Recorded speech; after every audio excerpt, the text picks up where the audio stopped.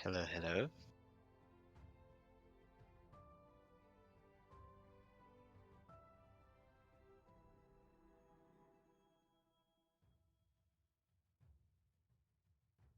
Thank you. Yeah, and let's just say that I wanted to test my limits, and so now taking a break and focusing more onto the PhD and casting for now.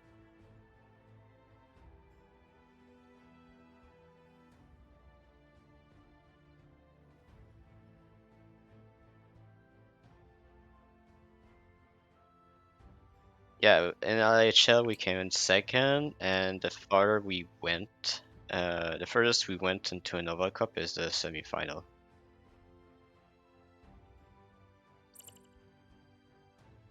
Yeah, I think so. Yes.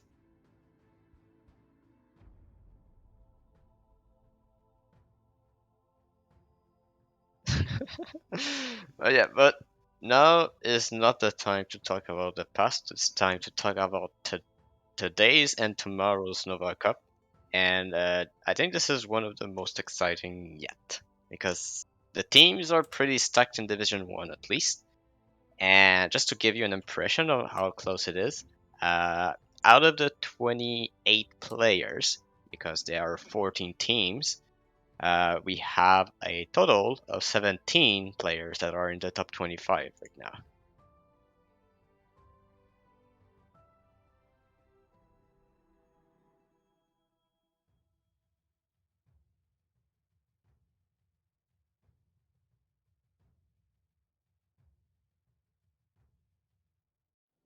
Yeah, indeed it would be, because now that means that I'm talking to nobody.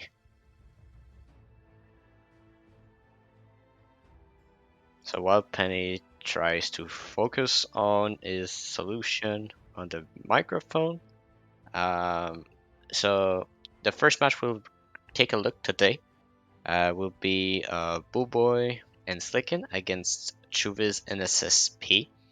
So both teams were not present on the previous Nova Cup. Slicken was with, if I remember correctly, was with FTQ. Had pretty good running, and the key part for them to go through pretty far in the tournament, at least face, I think it was King Dance at the time they needed to face. Uh, it was really enabling Slicken that was the key part of their strategy. And I believe that there will be aiming for the same thing with Boo Boy here. Yeah, I think that makes sense. And thank you, Shadow, for covering. The microphone is now working. I can see the levels bouncing up and down. Good start to the stream. That's what happens when your children unplug the PC when you're getting ready to start the stream. Everything kind of goes wrong, but I think we should be on track now.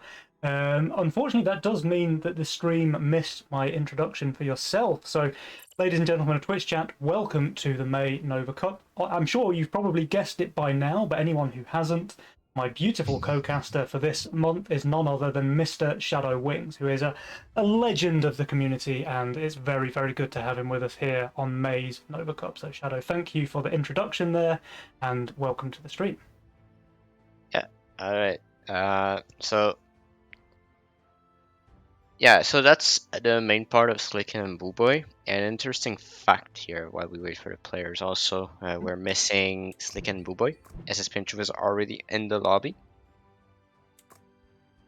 One interesting fact is that there are two players in this tournament that have an unusual graph that are quite similar.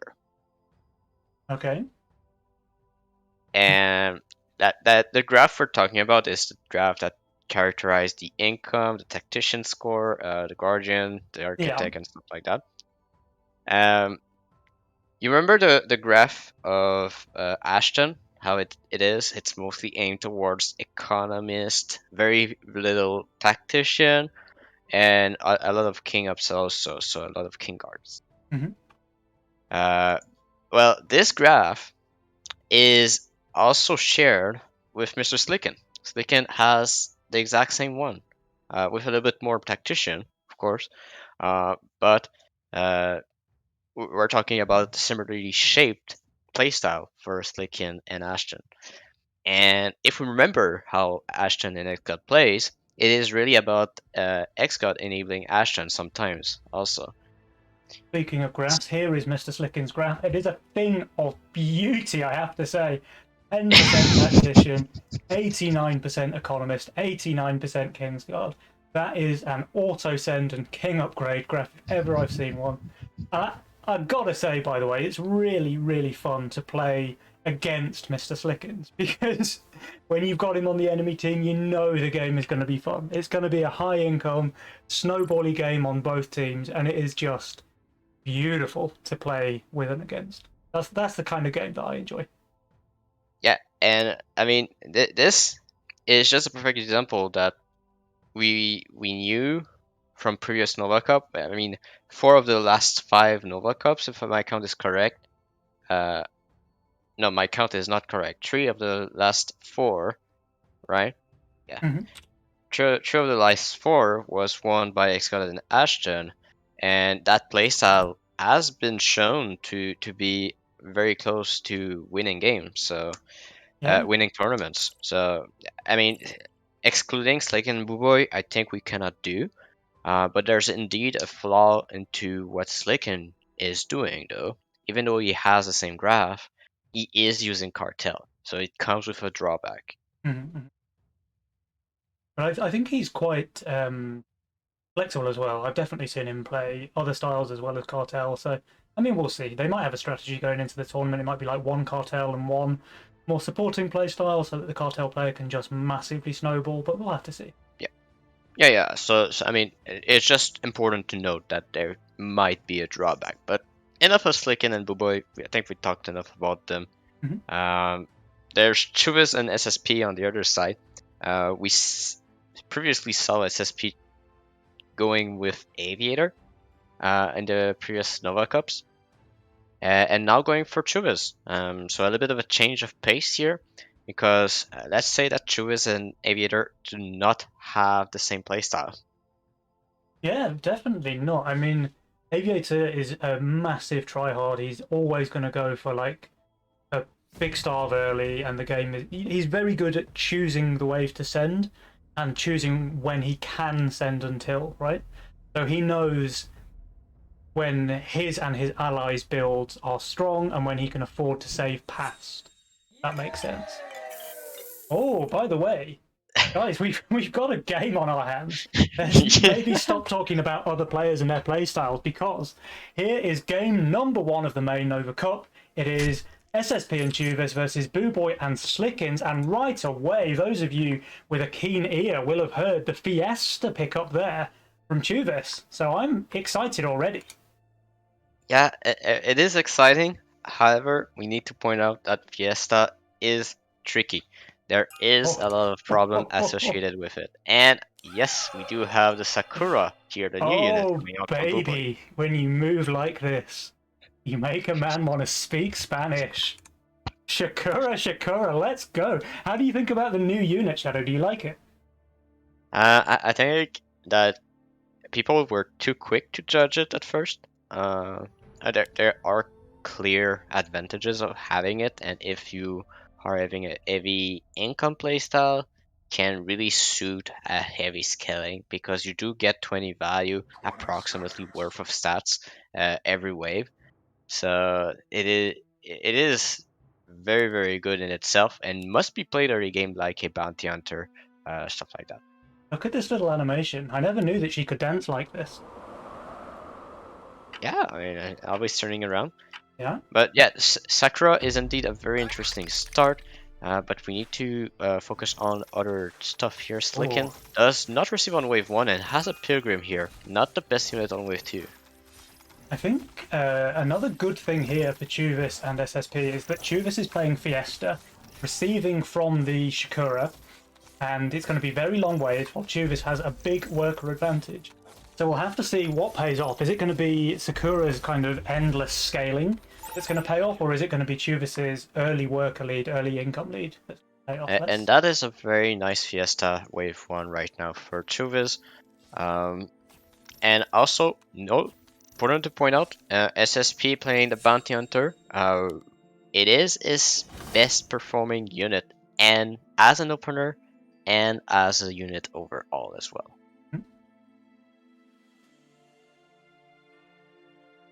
So it will be interesting to see. Chubis does realize the Pilgrim is quite weak here on wave 2, and Slaken going for a Steed in the split here. Interesting. I mean, he didn't have many choices, and there is a DT incoming here from Chuvis. I think even with Flickins being on very, very high value there, 235 on wave 2, he might still leak because his units are so bad here. Yeah, and Buboy missing the Snell just before the wave goes, and so this means Chubis is not punished, but looks like Chubis did build a bit too much. It's not going to leak here on wave 2. I think he wanted to be punished, right? He probably wanted to leak because a snail wouldn't have leaked him too big. It would have been a pretty good Fiesta. But looking back at the Slicken's leak fault. here, at the Sen, there is no leak from Slicken here on this wave. And here we go, Shakura getting bigger and bigger. There's 2 stacks already. And I like to see the aggression from Slicken, realizing that on this wave he is pretty strong. Still need to be careful, and he is adding some more DPS behind it. Yeah, true. Alright, we've got 6 workers on both Chuvis and Slickins, 5 on Booboy and SSP. Booboy already has 43 gold, by the way, from the Shakura. Yes, and he is 5 workers, so he is not falling too far behind. Also, it is interesting to see that it is a missed position here from Booboy, not doing an even split here with the Peewee. Could have been lethal to a DT. What I had a fair bit of success with playing Sakura is doing the Pixie with an even split on the right-hand side. Yes. Because then yes. it always dies, you always get the bonus Mythium, and it pretty much keeps the Sakura alive as well, so it's worked pretty nicely. Look at this though, Chuvis on 8 workers already before wave 4 even starts. That's pretty solid. Yeah, but I think the punish is going to come here, and I don't think it will be a small leak here from Chuvis. And if SSP adds the snail as well, it means both DTs will go left into the Sakura, and that's going to be a really solid tank line against him. But SSP looks like he's not sending the snail. That's a mistake. I mean, this Wanderer just changes stuff and brings every DT on the side of Sakura. Huh? But both DTs, yeah, okay. That seems to be working pretty fine. But now the Wanderer dies pretty quickly. But that split is amazing, though. I mean, Yeah, that split was amazing. He's 475 value, right? Like, if he's leaking an 80 send with 475 value, then that's pretty bad. But meanwhile, Chuvis, 75% leak to the DT snail from Booboy. I mean, sure, he's got the 8 workers, but he's playing very greedy there.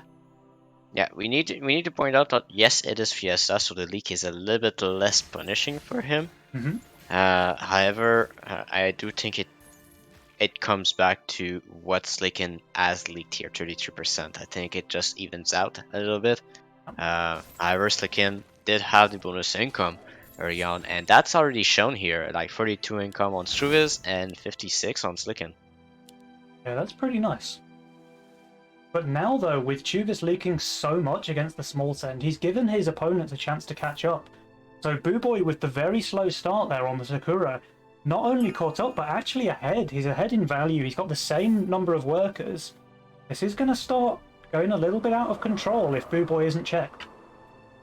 Yeah, and SSP sending the Fiend here on wave 5 onto the Sakura just enables Booboy to prepare 7 and 8. Yeah, 2 waves, you're very scared with Sakura, and now with this Fiend send, it's just not as punishing. I mean, he can just full shift on 6 now if he wants to. He's not in any pressure at all. Yep. And the DT Snail here, resend onto Chuvis, looks like it's gonna be working out, but the leak is not that big. Well, but the problem is that SSP is leaking as well. So the way they started this game with SSP starving Booboy a little bit, I thought it was just kind of the old playstyle that SSP and Aviator did, where SSP would pretty much enable Aviator, and it looked like that's what they were doing here. But then this resend on 5 kind of looks like a different strategy then. But look at Booboy here, 10 workers with the Sakura now. Yeah, that's scary. and He keeping the doesn't have pressure on the Fiesta anything player. really for 7 though. Like his only answer on 7, I guess, is boosting a couple of veterans. I dislike here the Ranger. He doesn't need to build I it don't though. understand the logic. However, it would have been much better to shift here for the Disciple instead. Yeah. And Slickins is getting a send here, but he was able to shift on 5, and he actually gets this Avenger out on 6. So he's completely fine here. And with this send, Slickins actually can just afford to full push here because he's not under any threat whatsoever on wave 7. Yeah, the full DTs is just feed towards Slicken. Yeah. And the recent here, that's the danger of having bounty hunters on both sides. Is like you have similar weak waves, you have the cat on Yeah. SSP. This is surviving though. He's got very good focus there on SSP's lane. Very, very good focus. Yeah, Actually and doing very so well. we'll see SSP holding here. And Chuvis, I mean, that is a pretty solid Fiesta League. It's only 2 creeps and a brute. Never Yeah, mind, but okay. SSP is not holding, and with 640 value leaking to an 80 cent, I mean, of course, it's bounty hunters, so it's kind of normal, but not good for you. everybody passing the double-digit workers now. We did have SSP saving up, so the long wave does benefit him, and he might be able to punish a Sakura now. All But right, I mean, missing one wave. Missing Wave one 7. wave for the Sakura is not too bad though. we have a Sakura with 6 stacks here on Boo Boy, so far it is the perfect Sakura. And we'll just have to see whether or not her hips are lying.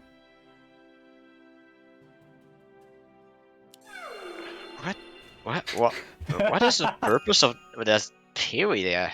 I don't know. I think...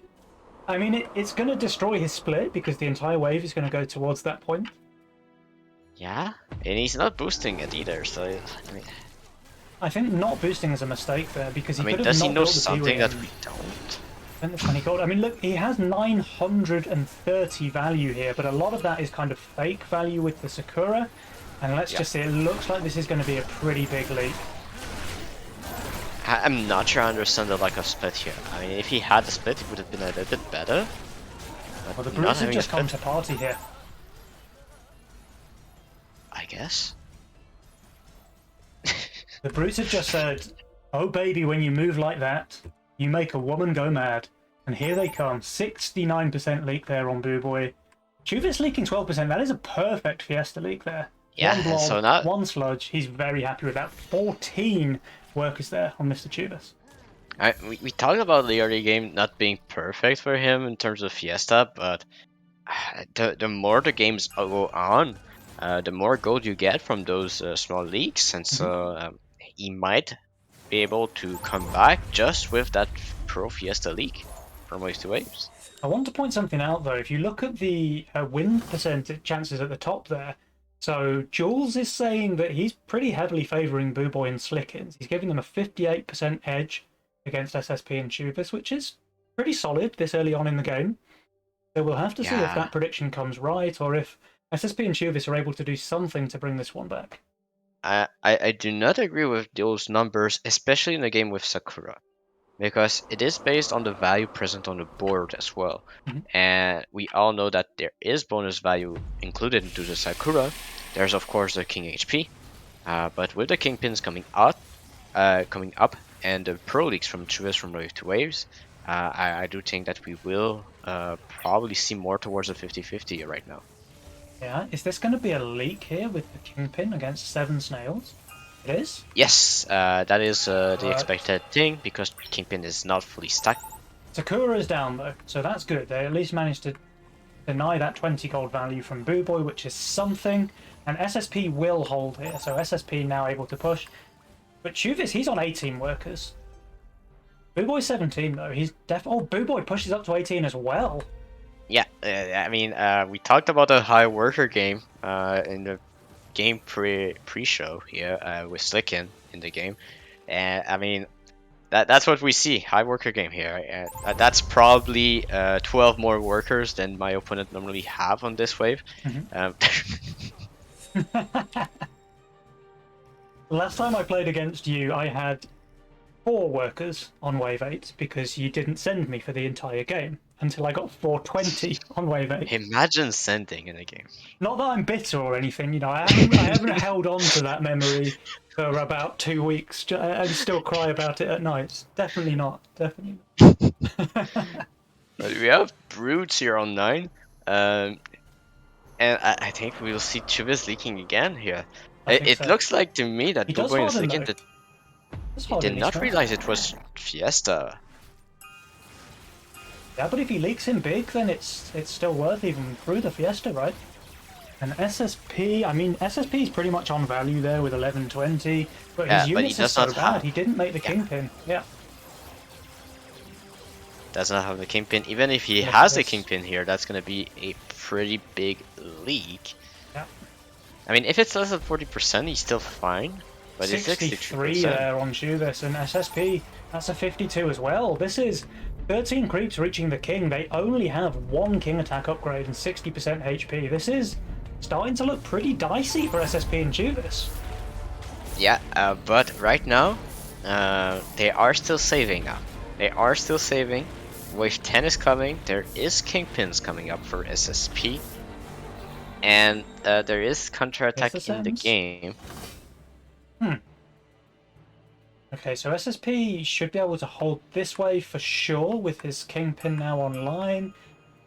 I mean, the 4 eyes from SSP is good, but Boo Boy's on 1600 value wave 10. And the 4 eyes does nothing to keep the Daphnes off of the King. Yeah, I think this is a little bit of a mistake here from SSP. Yes, the 4-eye is good if it reaches the king. However, you need to reach that king. Because if you don't, well, it's pretty much useless. And the same thing can be said from the centaur here. Yeah? I mean, the Centaur... I really don't like the Centaur, actually. I Centaur is really not don't tanking. like it.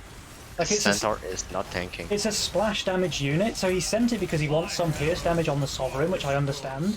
But it's a splash damage unit, so as soon as this happens, it's just dealing really suboptimal DPS against the Sovereign, and that allows him to hold. If we look at Boo Boy, sorry, so he is going to leak, but he's leaking a half HP 4 eyes, which is just... it's nothing. Yeah, but it's not over. There's one thing I want to see from Chuvis and SSP here, and it's Chuvis taking counterattack. I want him to That's a full good point, push. actually. You would think that counterattack with Fiesta must synergize pretty well. I've got to see what Chuvis is able to do with this. He is pushing, he is pushing, he is full pushing, and I predict a counterattack here. He has There to, we go. though. He has to. He does. Okay, good. Well, this So is the play interesting here, now. yeah, the play here would be to leak wave 11, which is possible with his current build. Yeah. And either choose 12 or 13. Looking at the Avenger though, I do believe it will be wave 12 that is chosen from SSP and Chuvis. And It has with to the be, right? 60 But look, extra Mythium, that's gonna be a lot of pressure. just look at the values, though, on Boo Boy and Slickins. They've stayed super high value after the leaks last wave. So even despite just receiving the big sends, they chose not to full push. And Boo Boy's on 1800 value, and Slickin's the same. Yeah, that's because they know that Slicken is weak on 12 here, so they want to try and protect that wave 12 as much as they can. But now with the counterattack, we'll see if it is enough here, because Chubis is still 29 workers here. I mean, that's impressive. He has to leak here, though, to get value out of his counterattack. Yeah, he is leaking. It's gonna be... Is he, though? I mean... I don't think he is. Oh, the Dark Mage. The Dark Mage is that's just too powerful with the Kingpin here. That's really bad. He needed to leak. He needed There's to two. leak. There's Oh, two creeps there's two. I remaining. thought there was only one. Oh, is it? Is We it were only doubting one him, leak? but this No, is no, just it's the two. perfect Fiesta leak. With counterattack, that's the bonus gold and the bonus Mythium as well. Yeah. He does need to be able to hold something on 12 though, because Boo Boy and Yeah, Slickins are they going force for a the full 12. They force the 12. He's going for a second Another Kingpin here. Kingpin, There's okay. two Kingpins. SSP, Do we see the same from Can you do the SSP? same, please? You have to do the same. You need to hold here. You have to read that they might go for it. SSP. SSP, come on. Ian build, he's got 15 seconds. What are you doing, SSP? What are you doing, He's going for the SSP? King Claw. He's No, going I for don't his like King the Claw King Claw. instead. Oh, he's greedy. But we do have the double harden, double KP on Chuvis. Looks like they want to aim towards protecting Chuvis on 13 with the King Claws on SSP. Let's see if it is This enough is a though. big send here against Slickins, the 620 send. He's gonna lick everything. He doesn't have any pierce damage. We have a quick look over here. Boo Boy is doing pretty well, I have to say. SSP's holding. SP holding, that's huge. Chuvis does leak. Slickins leaks big, and Boo Boy holds as well. Oh, Shakura! And that's a double veterans, but it won't be able to save the Sakuras here. But do the Kings survive on the other side though? They don't have any King ups. There's still the Ogre going on. I think they survive, but they're just so low. And this was their big play as well, right?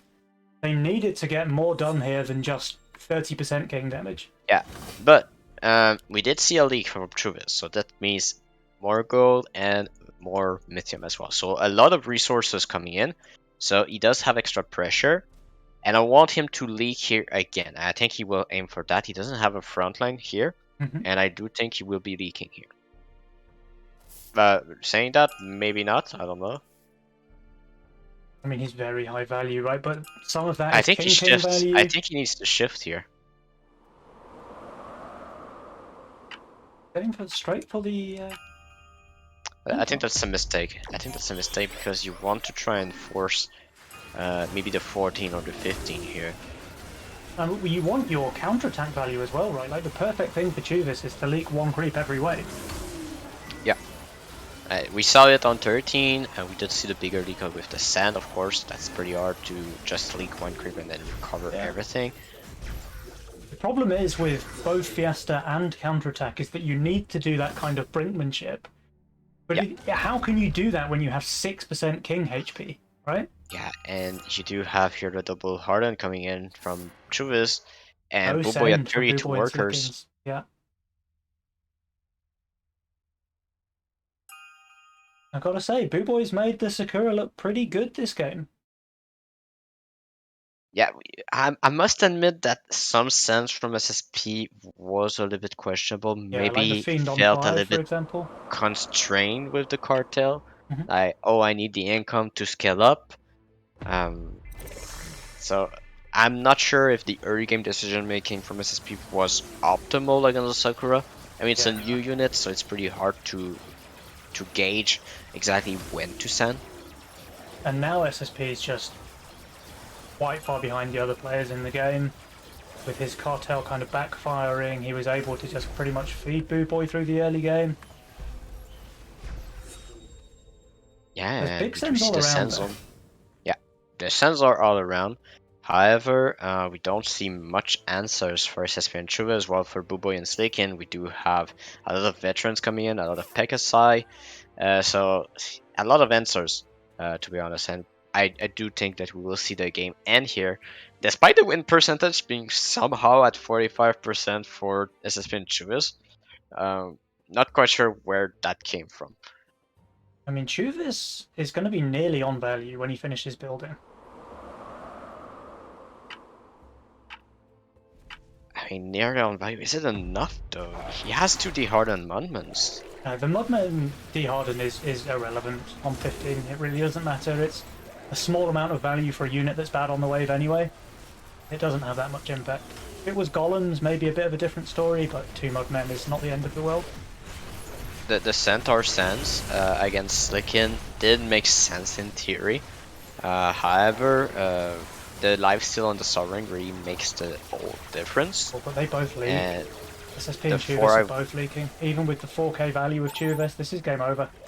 Yeah, and everybody's leaking, but... Everybody's leaking, but it's not a problem for Boo Boy and Slickins, and it is a big problem for SSP and Chuvas. Yes, and so we do have game 1 here, going to the no worky, no problem. No worky, no problem indeed. And I'm starting to feel it's right. The Sakura are really doing work there for Boo Boy this game. Oh, okay, well, okay, my profile will be bugged for eternity now because I just leveled up while spectating, so... Unlucky. So this means the game won't realize if I'm 36 or 37. So yeah. I mean, Chubis with his Fiesta, like he kind of, I suppose he couldn't really have built any less onto, but still wasn't able to leak there. Didn't leak on 3, and then leaked heavily I mean, on 4. That's not the the the ideal thing Fiesta start. the thing is, I think the idea was there for Chivas. However, if you want to play Fiesta, you need to be very precise on to when you want to leak. It's not a Yeah, matter of okay, I must leak one creep every wave. It's like you want to leak on the wave prior to your where big you want to send. send. Yeah, exactly. Yeah, So even if you leak 100% the wave before you send, you are less punished because you lose less gold, but you have more time just for your send. So those are your crucial moments that you want to try and aim for something. And that's why I said on 13, just shifting here would have been way better for him because that would have made him leak. They have the Ocean Templar Kingpins for 14, and the leak on 13 might bait Booboy and Slicken to just send here and then to have a momentum on 15. yeah, yeah, true. I mean, this was a pretty interesting match all around. I enjoyed seeing Boo Boy piloting Sakura. I really enjoyed Chuvis's Fiesta and counter-attack play. But I think we both agreed that he built too much on 13 and wasn't able to use either of those abilities. Um, so that's it. I mean, there's no way they could have sent on 14, right? So I don't know. It's a really hard call to make because when they're on 6% HP, he just can't afford to play on the edge like that anymore. You can't pro leak when you have 6% HP on your king, right? Yeah, and that comes out to the early game, like the fact that SSP and Chuvas have the same kind of play here with the Kingpins and Bounty Hunter scaling. Yeah, Just the same exact weak waves, and they just exploited that beautifully on Booboy and Slicken. yeah. Hey, it was a really fun game to watch. I'm hoping we can get a game 3 on the go here. So SSB and Tuvis, they need to bring this one back. Currently sat at 1-0 for Slickins and Boo Boy, but we definitely want to see a third game in this series. So SSP and Tuvis, they've got to win one here.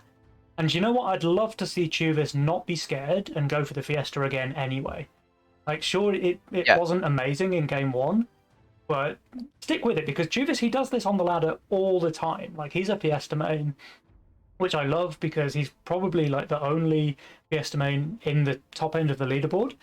And it's just really great to have some different playstyles that are clearly doing well because, you know, he's Grandmaster, right? let's just hope Jules didn't hear you on that. Hey, is Jules also a Fiesta main? Yes, yes. Well, Jules is also not at the top end of the ladder. You know, shots fired, right? But it's true.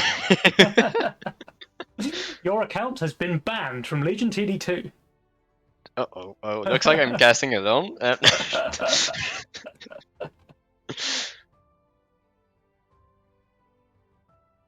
All right, Alright, so it looks like we're about to get into game number 2. I'm wishing good luck to SSP and Tuvis. I would love to see them tie the series so that we can get a third game on to go. But either way, I think we're going to be in for a fun one. So Shadow, buckle up because here we go. yes, and final thoughts on the previous game here.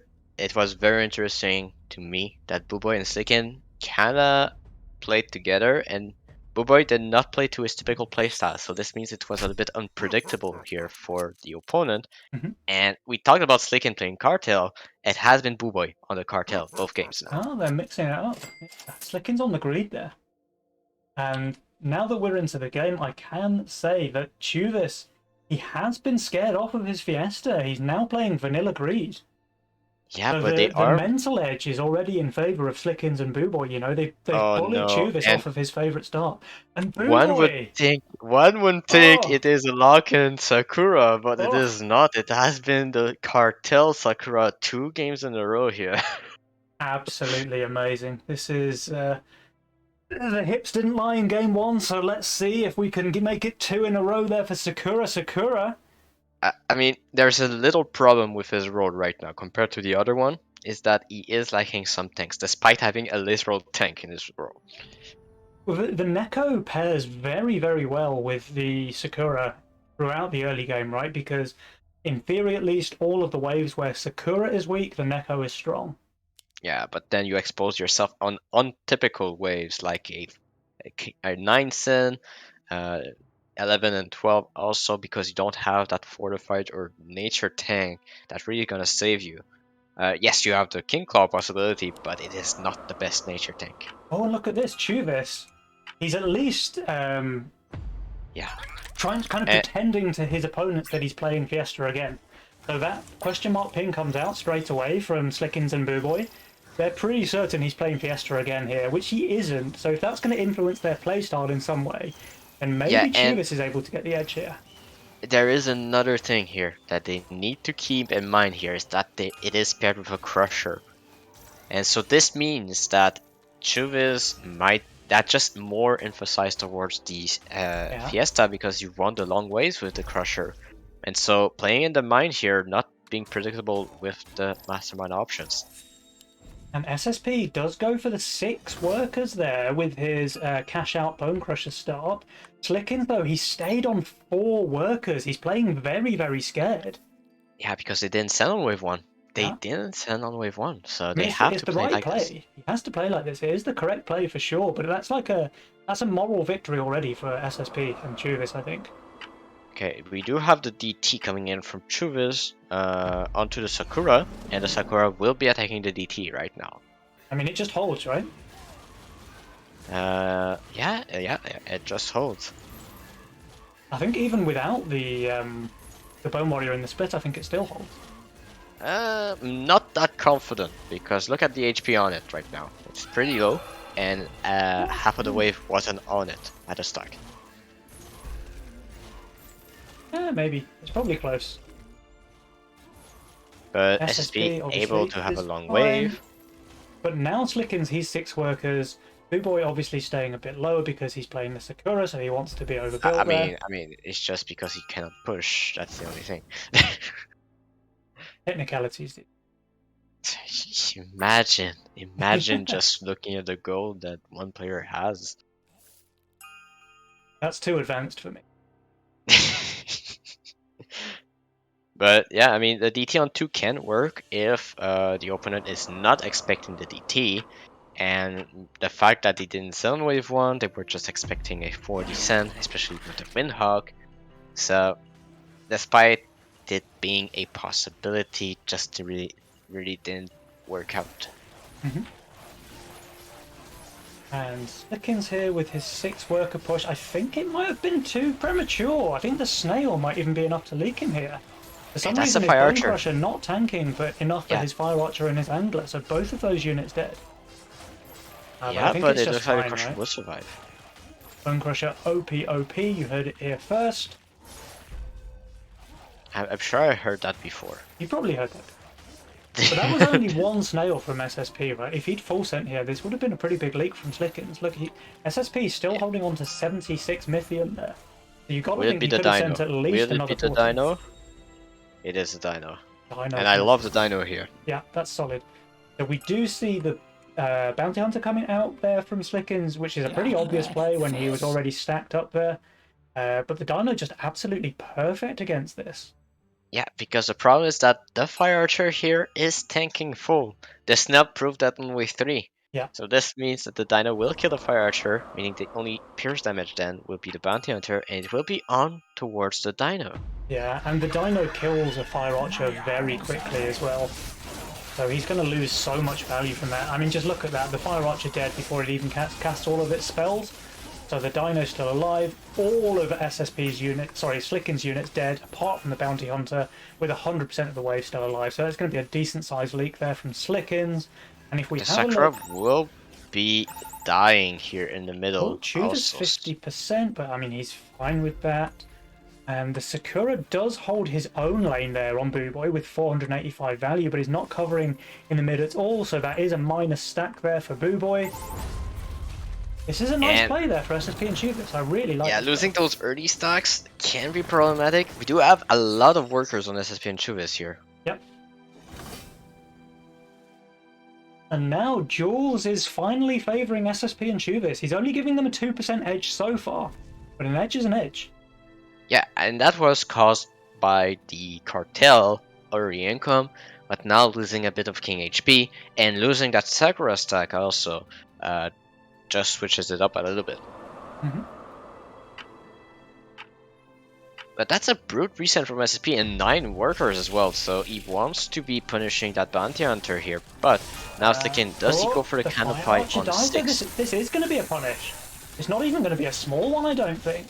Oh, perfect The split Crusher is tank not there. taking. The No, the Crusher is split tank there. Crusher's not taking enough. It's only taking 1 Scorpion. Yeah. I don't know how the brute is on the bounty hunter there, but that's pretty good for SSP that it was. 61% leak there. Lickens, a nice play there from SSP to push hard on the worker button and keep punishing Slickens. Yeah, but that's gonna be another brute here. That's gonna be another brute on this wave. Yeah.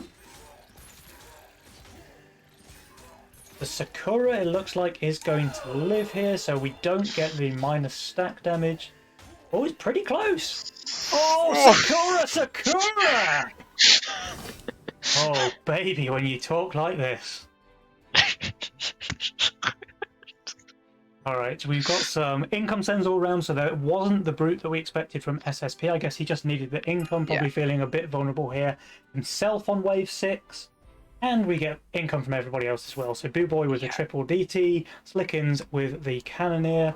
I mean, Chubis is definitely holding here with a Canopy. SSP, he doesn't have good units here, but the send is only income, and he's pretty high value, so let's see what happens there. Slicken did not push here from the send on wave 5, predicting a resend as we did. Yeah, he made sure to get that Canopy there. It was a good call, but only receiving a DT, so I mean SSP's completely fine with that. We got an issue here. What happened here to SSP? I didn't watch his lane. How is that an 83% leak? I mean, when you only have magic damage, and the DTs are the send, you don't do damage to the wave. Well, that'll do it, I guess. That's pretty crushing there for SSP. We've just been talking about how well they were playing and how they were getting a really strong early game head start. But I've got to say that this leak here from SSP, it just brings the game dead even again. Like, Slickens and Boo Boy, if anything, they might be ahead after this. Yeah, and we want to point out here the 80 cent towards the Sakura on wave 6. It just means no pressure against Boo Boy on 7, which is his weak wave.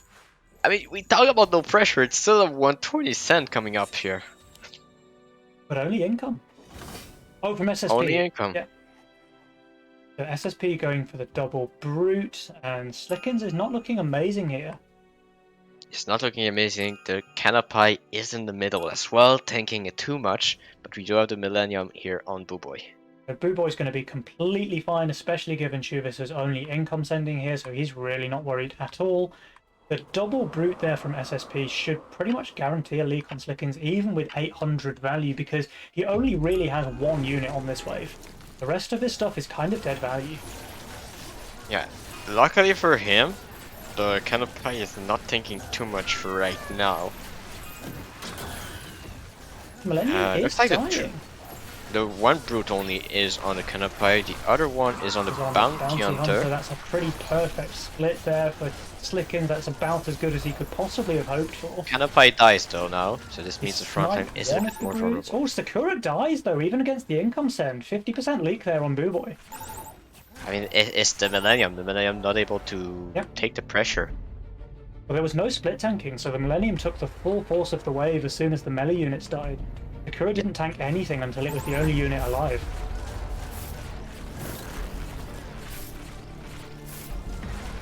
But now he has the Millennium to tank on wave 8, so that's pretty good for him. He has a lot of workers to go to his name, but SSP as well. This game is a roller coaster, dude. It's so back and forth, up and down. Like, SSP and Chubis are leading, then Slickens and Boo Boy are leading, then SSP and Chubis are leading again, and now it looks like this is fine or ahead, but here's a fairly big send coming out from Slickens and Boo Boy, so we'll have to see if there's any leaks on the side of SSP and Chubis, but I don't think there will be. With Chubis on insane value here, he should be completely fine. Yeah, the LOD came in. We do have the Avenger, that's why we see a Lizard Army towards SSP, but does go for the Mudman. But there's no split. I mean, this game has been a question of if the player splits or not. Not something you normally see. I think they probably just go 10 or something now for That SSP and is Chivas. that is not okay for SSP. Oh, he's going to leak, right? Not a big Yeah. one, but a leak nonetheless, and only against a triple lizard. He kind of wants to be holding this. I mean, sure, he's got 15 workers, and actually, maybe I spoke too soon. When you look at the worker picture, SSP 5 workers ahead of Slickins there. So the long wave, I mean, sure, he's only leaking to income, but that's a very long wave where he has a 50% worker lead over his counterpart. Yeah, but it is Slicken. Slicken is overvalued, waiting for the Sand to push. And the same is from Booboy. They are both playing for overvalued, recognizing there is all the salt here on wave 11. And they are playing around it because I think they want to go for 11 or 12 here towards the Avenger and the LOD. Yeah. The good thing about Wave 12 for SSP is that he does have the Hardened Mudman available for 12, so he can't do too badly. But Chuvis, he's looking pretty damn weak on 12, for sure. I mean, he has Boar in his role, so maybe if he keeps that hidden away to present himself as being The weak on wave 12... 10, son. Wave 10, okay, I think that's pretty solid. The Ghost Knight is very, very strong against everything that Boo Boy has on the table. Yeah, but now I wish to see Slicken going for the KP. Yes, it's a low stack KP, but he needs that second KP to cover. Doomsday. Doomsday. And Does he this, recognize the by the possibility of a way, Ghost Knight? I need to point out that this is the second game in a row where Boo Boy has been on 1600 value on Wave 10. And it's thanks to the Sakura. He does not recognize the Ghost Knight. I mean, he has no other options, right? What does he want to do? Add more Upper Necromarters? split. Just upper split. And he does not, so this means the Ghost Knight will be targeted by the Doomsday. Doomsday is still very solid value, but obviously Ghost Knight the perfect unit against that. And this will be a leak on Boo Boy. He is going to lose the Sakura stack. And meanwhile, And if we look at Slickins, that's going to be a leak as well. Both players on 1600 value, both players leaking Wave 10 with a decent amount of boss health left over. This is going to bring their king down pretty low. It is indeed going to do that. Not going for the second Kingpin, going for the Bunk instead. Booboy not going for upper split, not recognizing the possibility of a Ghost Knight.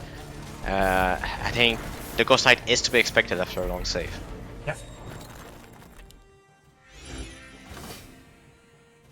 28% HP remaining for Slickins and Boo Boy.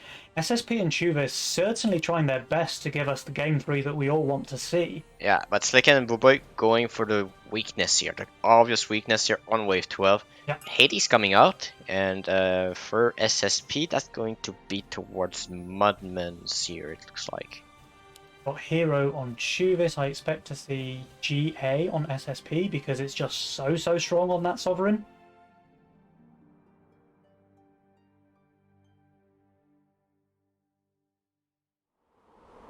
So let's see, SSP does recognize it as not with 11, does not harden. But they go for King Ups here. I think SSP is. I like the King Ups. They know that they need them, so they might as well spend the Mythium now rather than going for Income King next wave. Yeah, and what I don't like is that Slicken did go for the Kingpin now instead of pushing. Yeah? He's 2k value with 2 units that are already good on this wave, and instead of forcing a slow wave, getting that extra Mythium to send and having that extra pressure. Oh, SSP, he actually went for the Hero instead of the GA, and I really think that's a mistake. I think the Guardian Angel is just so good on a Sovereign. So good, because you get all of the HP advantage when he comes back to life, right? So where Guardian Angel normally resurrects at 1500 HP, the Sovereign resurrects at something like 4k. Oh, interesting. I didn't know that. I don't normally play Sovereign, as you can say. In SSP, he's 2165 value, Jewis is 2300, but the Sens are enormous, and the Kraken here is obviously just incredible against Juvis's lineup. It does still die fairly quickly. He has a decent chunk of pierce damage to help that go down. SSP, Though, that's going to be a really big leap on him. He is at least sniping the ogre, so that helps. Chuvis, though, he's just Yeah. holding. Yeah. Okay. SSP 77%. Chuvis. Oh, is he holding? No, he's not. He would need one more Thanatos, and it's not coming. I mean, my biggest question is, what is the hermit for? That's a pretty good question. I can't answer that one. Maybe the only way to counter a healer is a healer?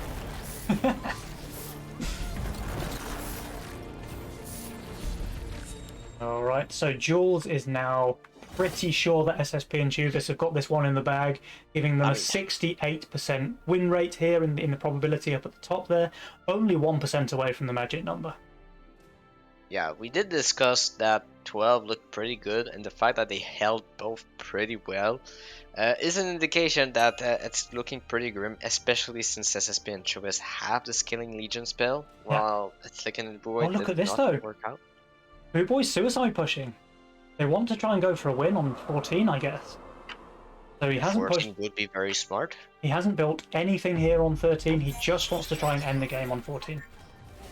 I mean, he has a Doomsday, and that might just indicate to the opponent to not send on 14, and they might go for a 15. And so undercutting might be their play. It might be their only chance, honestly, because if they just try to trade evenly with Chuvis and SSP, well, they're so far ahead. It's just a losing play. Sakura. No. Ooh, he goes down. And it is a hope, but a very close one. And we do have the sense, while SSP and Chubis are saving, but the values, the values speak for themselves. I mean, it's fair to say that this wave is about to determine the fate of the game. So, if this play works, if the undercut works from Slickens and Boo Boy, then they either win here or at least give themselves a chance. But if SSP and Chuvis just hold this all-in play here from Slickens and Boo Boy, the game's as good as done, right? I think we will see a hold here from SSP. Chubis might leak, but yeah, and we have the Harden. That's a SSP holding for sure here. Yeah, in which case the game's pretty much as good as over. There's a 520 cent towards SSP, but He's sniping the Sens pretty quickly, but yeah, like I said, he doesn't have the Guardian Angel. The hero is just not the same power level on a Sovereign. Especially not when it has some kind of heal, Lifesteal, or Ocean Templar, or something like this. I think Guardian Angel is just so good on that unit. They do get the shutdown, 50 gold, but the leaks are just, I mean, just a 4-eye on SSP. Leaking a 4-eyes and nothing else, yeah. This was an all-in play from Slickens and Boo Boy, and they needed to just win here. They needed to either one-hit them or at least get so much gold that it brings them back into the game. Yeah, and a minor leak like this is just not enough for Slickens and Boo Boy. Yeah, we have here like the resends for Slicken and Boo Boy going for income, probably going for some king. But at this point, when you're 28% remaining, I mean, yes, you have king attacks, but you just hope that there's only like one boss with no shamans, which is almost impossible for them to get. The send is enormous. I mean, shamans, ghost knight, 4-eyes. Yeah. And we do have the double Doomsday there on Boo Boy, which is obviously good damage, good tank. And Sakura is dishing out some decent damage at this point with 9 stacks, but against an 840 send, he is ignoring the Ghost Knight, which is very, very good there for Boo Boy. It's not enough. It is decent. It's not enough. It is decent. Now it is on it, and it's just, trying to kill me now. But Slickens is also leaking very heavily as well. This is over. And this is game 3. Well, this is what we asked for at the start. We did maybe jinx the game a little bit there for Slickens and Boo Boy because we were wishing that SSP and Chubis would. That's what you wanted. Yeah, okay, I'll take the flak for that one. We can blame me for this one. But SSP and Chubis, they played this one very well. It was a hell of a roller coaster, like we say. Like, if you just kind of have a little look at the graph there, which, by the way, it looks like Auto Attack have added some shadow effects too. Very nice, very nice. But you can see it just going up and down, up and down, up and down, up and down throughout the early game. Before SSP and Juvis took a really commanding lead, kind of from wave 7 onwards, and then this massive send on 10. Slickens and Boo Boy both leaking wave 10 while having 1600 value each is insane. Like, you don't leak wave 10 when you've got 1600 value. You can't afford to. Like, it's you've really gone all in on holding, and then you still manage to leak and go down to 27% HP. The game's kind of as good as done already on wave 10. Boo Boy and Slickins, they still play to their outs, and I really like this suicide push here from Boo Boy into a 14 undercut. I mean, it didn't work, but that doesn't mean it's a bad play, right? Like, you can't always be results based.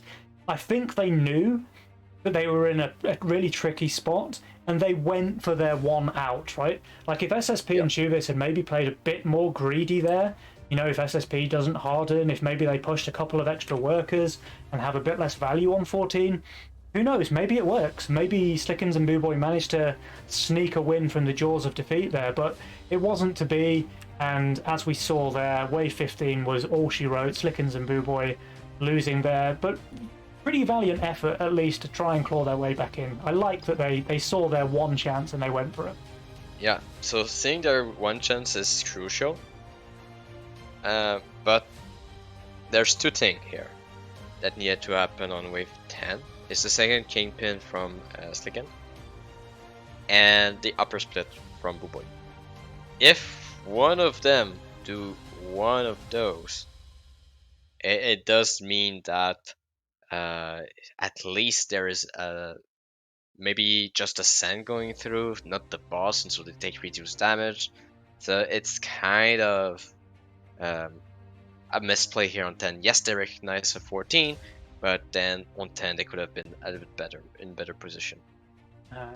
I'm also seeing from Twitch chat, by the way, that the Avenger and Sovereign was fixed with Guardian Angel, so it now revives at 1500, regardless of how much mana it has. So thank you, Twitch chat, for setting me right. I didn't know that.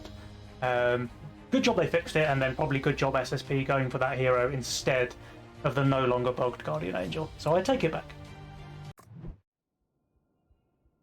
Alright. And while we wait for you to join... Imagine waiting for me. I'm always here early, dude. I'm waiting for you guys.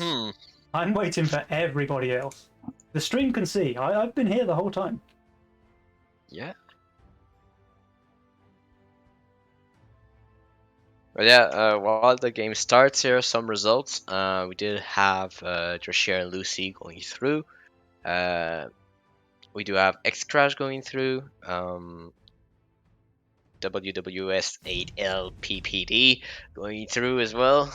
Oh, nice. It's at times like this I have to ask myself WWS8LPPD. Yeah. It's the age-old question. Yeah, it's probably facing X-Crash. Oh, guys. We have game number 3 on our hands. It's a 1-1 tied series between This Is Finer and No Worky, No Problem. I mean, the one who's gonna take it would require to face Abrasiert. I'm not sure how they pronounce it in German. Maybe you have a bit. Just shout it. Whenever you're trying to speak German, you just need to shout it. It doesn't matter how you pronounce it. As long as you sound angry, it's going to sound pretty authentic German. Okay. Abrasiert! But yeah, the winner of this match will require to face Abrasiert. Angrier, Shadow, angrier, come on. Hey, come on. One step at a time. just think of every time you got bad RNG and leaked an ogre on 1% HP. Abrasiert! Oh, we have SSP, by the way. Cash out again. He has Flower in his role, but he's opting not to go for it. I think Flower's 6 workers is just so nice with cash out, right? It's just perfect. That is a mistake from SSP. Yeah. That is definitely a mistake from SSP here. Flower into Chain Fist. If he knows a position, holds the Snell on wave 2. And Chubis is the only one not sending, yet again. Maybe it'll pay off, because he will be able to DT Slickens if he wants to.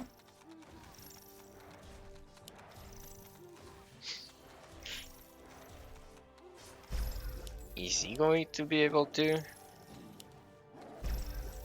I mean, it has to be after income. No, he's going Yeah, to go for a Chubis double lost it. snail. Double snail, not quite the same power level as the DT. Oh, but it's irrelevant anyway, because Slickens is just going for the... Oh, he's not. No? He's changing his mind. I Huh. mean, I would have loved to see that win hug. It would have been a nice adaptation, but he Yeah. wants to go still for that Fire Lord. Well, this against 2 snails, it might still be enough with 60 added there. I mean, that's going to hold. It has to, right? Yeah, I mean, 205 value, it has to. yeah, and you have a split tank here, so it's good. His protons are all dying, though. Yeah, it's no problem. It's just the HP that is important here.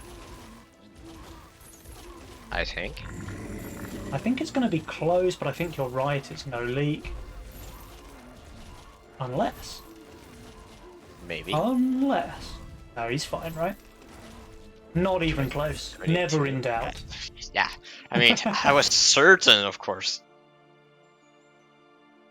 I always do those kind of splits, so I already knew. And he still gets his Fire Lord out, even after the 40 send. Wants to send on wave 7, yeah. Yeah, sorry, misclick. I mean, I think you do want to send on wave 7 there. It's a pretty good call there for the cast. Chuvas, when he sees the Fire Lord of Slickens, he knows that wave 7's a pretty good call. Problem is that Boo Boy is amazing on wave 7. Yeah, I mean, he has the Crusher with the Nightmare now, so this means that he's pretty safe on wave 5. Can still be a little bit tricky though.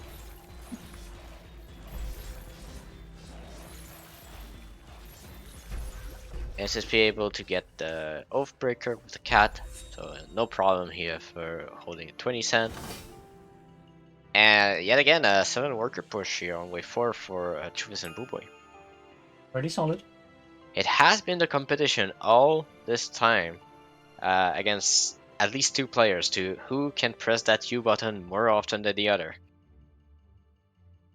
And it looks like they have been shifting up the player order as well, right? So now Chuvas is sending into Slickens, and I think that is the way that Boo Boy and Slickens like it, right? They want Slickens to be the carry player, so they want him to receive the more income heavy sends from Chuvas, while Boo Boy thinks he can handle the star from SSP. Yeah, and that's what it was on game 1.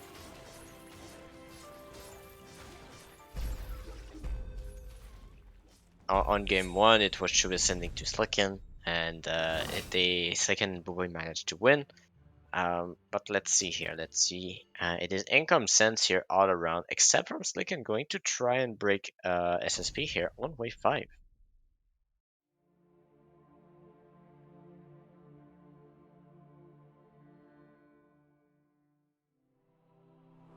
Do we think anyone is going to leak this?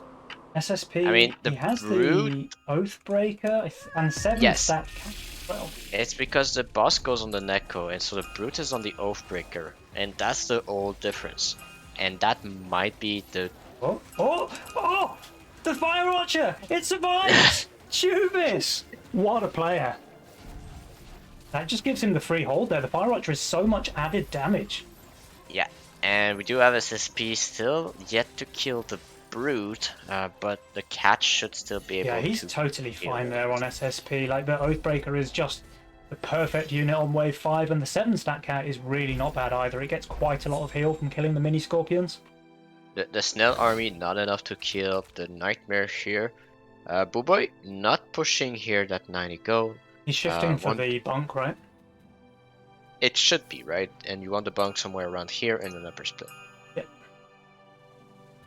He will still need to income send on wave 7 if he wants to get that bunk out. Even then, he might end up having to sell something. I don't think he minds income sending, but this has been the trend all series long. All series long is that they are not afraid to income send when they are required to. Yeah, and Slickens, he knows he's weak on 7. He's going to have that canopy up and running, which gives him a very solid unit. Chuvis, he can send a couple of brutes versus the canopy, but that's terrible versus the Firelord. Maybe he just has to go for a lizard spam. Yeah, lizard spam is not that He goes for the bad. brutes anyway. I mean, they're good against the canopy, definitely, for sure. But they're just absolute garbage against the Firelord. So I'd be But I kind of mean, interested to see how this one plays out. the Fire Lord is not really doing much on this wave, except if there's a brute on it. So we're gonna see. What do you think about the bunk being placed directly on the butcher there? Isn't it just going to end up Uh, being a backline bunk? I would have liked it if it was on the side here. Yeah, yeah. Or just not on the butcher at all, but way up here I mean, somewhere. I like it on the Butcher. On the Butcher is quite fine. He's just wanted to be tanking the split. Maybe Blue Boy knows something that we don't, because it is tanking not just the Cannoneer, but also some of the wave. I mean, I'm kind of yes, surprised by that. but it's just wasted for. It is still tanking the Cannoneer if it is at the position I And look said at this. here. Easy It's hold just for easier. Slickens there. The Brute's just absolute garbage against a Firelord. I mean, it was one on the fire. That's exactly what I said. Is like Yeah, it's just doing it, nothing, right? He it's basically bad if it's negates on the one of the Fire Lord. Brutes. Yeah. Yeah, but if it's not on the Fire Lord, then it's pretty good. But it's just the fact that it was on the Fire Lord that really was problematic. Yeah. But after all this, after all of those sends, Jules says it's a 50-50. Ah. So we could have just skipped the first 7 waves and fast forwarded straight to 8. Yeah, Well, why this not? is pretty juicy. Like, it's game number 3. It is the deciding match. It's dead even on wave 8. This is about as good as we could have asked for from a round 1 game. This is very, very even between the two teams. We need to remember, Boo Boy has Cartel here, so in an Yeah, true. even game, Boo Boy is struggling right now. But he is 2 workers ahead of everybody else as well. Is it enough to justify his Cartel though? That's the big question we need to ask ourselves. 2 workers, I mean, it's relative, right? Because the game Yeah. is quite starved. So 2 workers is actually 20%. But And look at this. I think it probably is worth a 20% advantage. I think it is worth that. Like, if everyone was on 13 and he was on 15, maybe it's a different story. But 20%, I'm going to say that's worth. Yeah, I'm gonna point out something here. No shifts on SSP and no shifts on Truvis. And wave 10 is coming. That is going to be problematic for Truvis and SSP, especially with the Mythium saved up by Boo Boy and Slicken. And I Wave think it will be a 10 10 stun. Wave 10 is coming, but there's Venture on the table, which makes it slightly less appealing. I mean, it's still definitely worth if you can get big leaks. And they do send, but they're not going for those big leaks. Everyone going for income, apart from What? Slickens. But why? Nani? So, I mean, this is just free ventures all around. The No, only no, no, person but who's in danger here is SSP, and he is in a lot of danger. Like, this ogre's going to absolutely destroy yeah. him. All of his units are bad on 10. This is good damage, but he's just going to get rolled over by the boss, by the ogre. SSP's leaking hard. I think this is just a misplay here from Blue Boy. Like, just go for the leak here Yeah. on Truvis. He has no frontline for his quota. He could have sent, like, Mimic, right? Yeah. Would have been pretty solid against I mean, both the Firelord and he does not the know about the Coiler. Fire Lord. He does not know about the Fire Lord. And no Doppel on Blue Boy as well. That's important to note. SSP leaking 59, Chuvis leaking 64, Slicken's leaking 38, and Boo Boy, he's going to go for a bit of a leak here as well. I mean, the DPS bunk. It's Yeah. a DPS bunk. DPS bunk strikes back 31% there, so all 4 players leaking. There is a bit of an edge going over to Boo Boy and Slickens there. Yeah, that's the Ogre. Yeah, and a lot more king damage actually on the side of SSP and Chuvis. They're now down to 53%. But Jewel still And thinks it's pretty venture, close. venture, everybody. Wait, no, wait, Boo Boy, what? Boo Boy, Well, what are you doing? What? I I like this play. I like this play a lot. So Boo Boy and Slickins, right? This is what's going on in their mind. They've anticipated that sending on 10 is going to give SSP and Chuvas venture. So what they've decided to do is rather than venture themselves, they've pushed full on the worker button, taken pawn shop, pushed even more, and they're going to try and undercut here with a big wave 12 send into the venture play of SSP and Chuvas. I really like this play from Slickins and Boo I, Boy. I think this is a very I, clever play. I understand your point. However, the pawn shop is one more worker in the case of Boo Boy and one more in the case of Slicken. Uh, they can still push and still go for the venture play, allowing them to scale a bit more But because, if they take the venture play, it's not just one more worker; it's three more workers, right? yeah, it's true, it's Because true. venture's minus 105. But you're looking at your opponent and they have 11 workers. But here's the sense. So I mean, let's see if it pays off. I think this is a really clever play. We're about to see. Like we can't just do results based thinking. Yeah, Let's see if it works. it is a good idea. I don't question that. It's just I There's an think they could open. have done the same thing while being with Venture because of the strength of Wu Boy on wave 12. They would have so much less Mythium though. They would three workers less each. I mean, we're talking possibly with 30 Mythium difference. Does it really make that much for Wu Boy and Slicken? Guess we're about to find out. SSP and Chuvas, they do smell it coming though, so they go for some king upgrades. Yeah, the Harden comes from Chuviz. The death cap is on for SSP. But there is the Let's have Mole a look. Hermit. Chuvas' tank line crumbling. Deep Coiler is basically paper as soon as the wave looks at it. This is going to be a pretty big leak for Mr. Chuvas. SSP, of course, did get the death cap out, which is very good on wave 12, but still going for a leak. It's not going to be lethal, but a lot of damage. A lot of damage. It might be lethal, you know. There's a full HP Ogre there. It is a full HP Ogre, but most of the wave is pretty low and it's immolation. It's gonna be close. Oh, Ogre down. Okay, it's not lethal. They're still in the game. But they're all the way down to 12% HP. Still in the game is a big assumption here, because look at the workers. Look at the workers, look at the values. And they've had that worker lead since wave 11, right? SSP and Yes. Chuvas were 11 workers on 11, and Boo Boy was already on 21 workers. So sure, they get the venture gold in here, but I think that aggressive undercut play from Boo Boy and Slickins actually gave them more value than the venture did for SSP and Chuvas. I think just want no to point. working, no problem. They've given Yeah. the lie to their own team name. They've decided, yes, worky. The thing I want to point out is that maybe they could have won on 12 if Boo Boy fully sent here to go for a big leak on Chuvis. Maybe. It still leaked, but he could have went for something else than just income.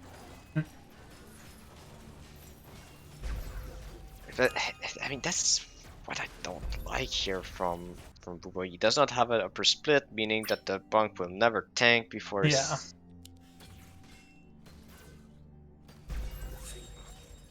And nobody's sending 14, and we do have equal Mythium on Boo Boy and SSP Chuvis. It's going to be a 15 send, right? Because you see Doppel and Haven with lifesteal, Oh, you go no, 15. that is no. That is not the play. It's actually fine. He has pawn shop. No, that is true. I think it's kind of an okay play. He hardens here, and then if they don't send 14, they're definitely going to send 15 into the de-hardened golem. But Boo Boy's going to sell it, and he's going to get a Phoenix. And we have the Kanpai army from Slicken. They are going for King Ups here, just attack. And I think the attack is perfectly fine here because it covers the wave 15 also that you want. And they're going for the send here as well, so they're King Upped and will still full send. And that is a very good decision here because SSP is leaking everything on 15. Yeah, The big problem is leaking Chuvas with but the it's a attack big side. send though. Now the thing is, Boo Boy, he actually needs to add a lizard, I think, because this coiler, without a lizard, I'm pretty sure the coiler's going to be on the shaman. And yeah, look, so Boo Boy, he sells that de-hardened He golem. sells He the sells pretty DPS much Haven too. everything apart from, He yeah, sell- he sells pretty much his entire board and turns it into Green Devils.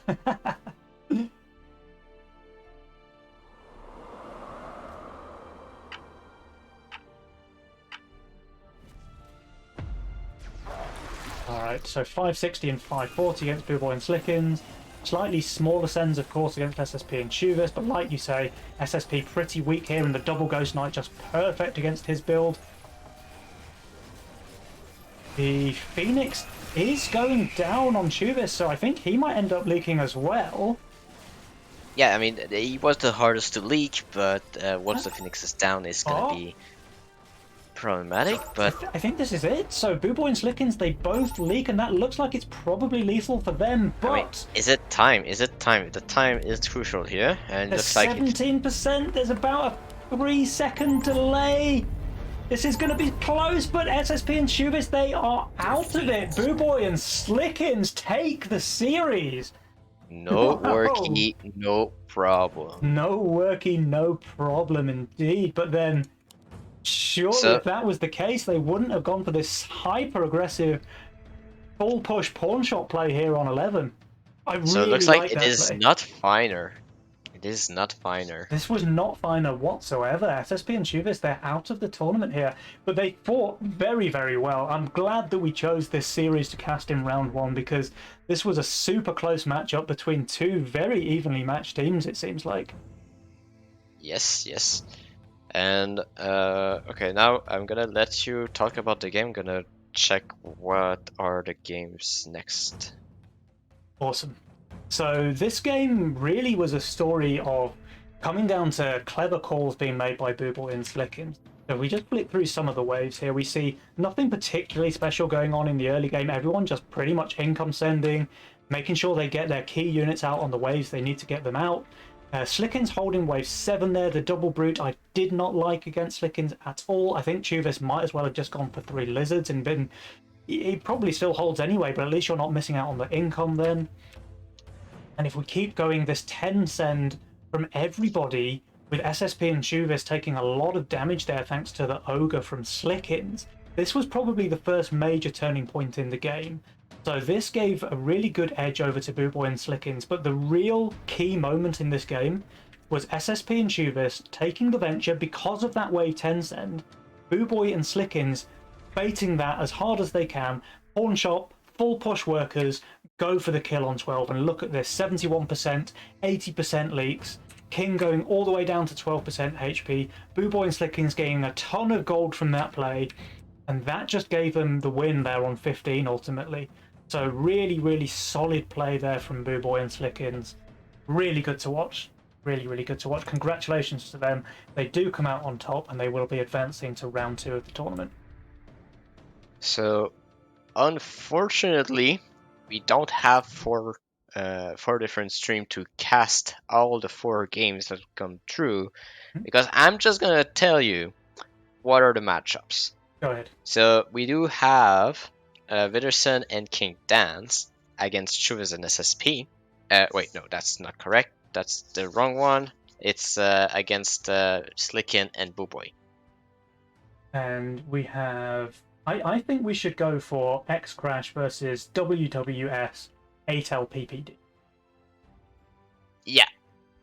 Wait, you're there. There you go. Sorry. My paper got mixed up. So okay.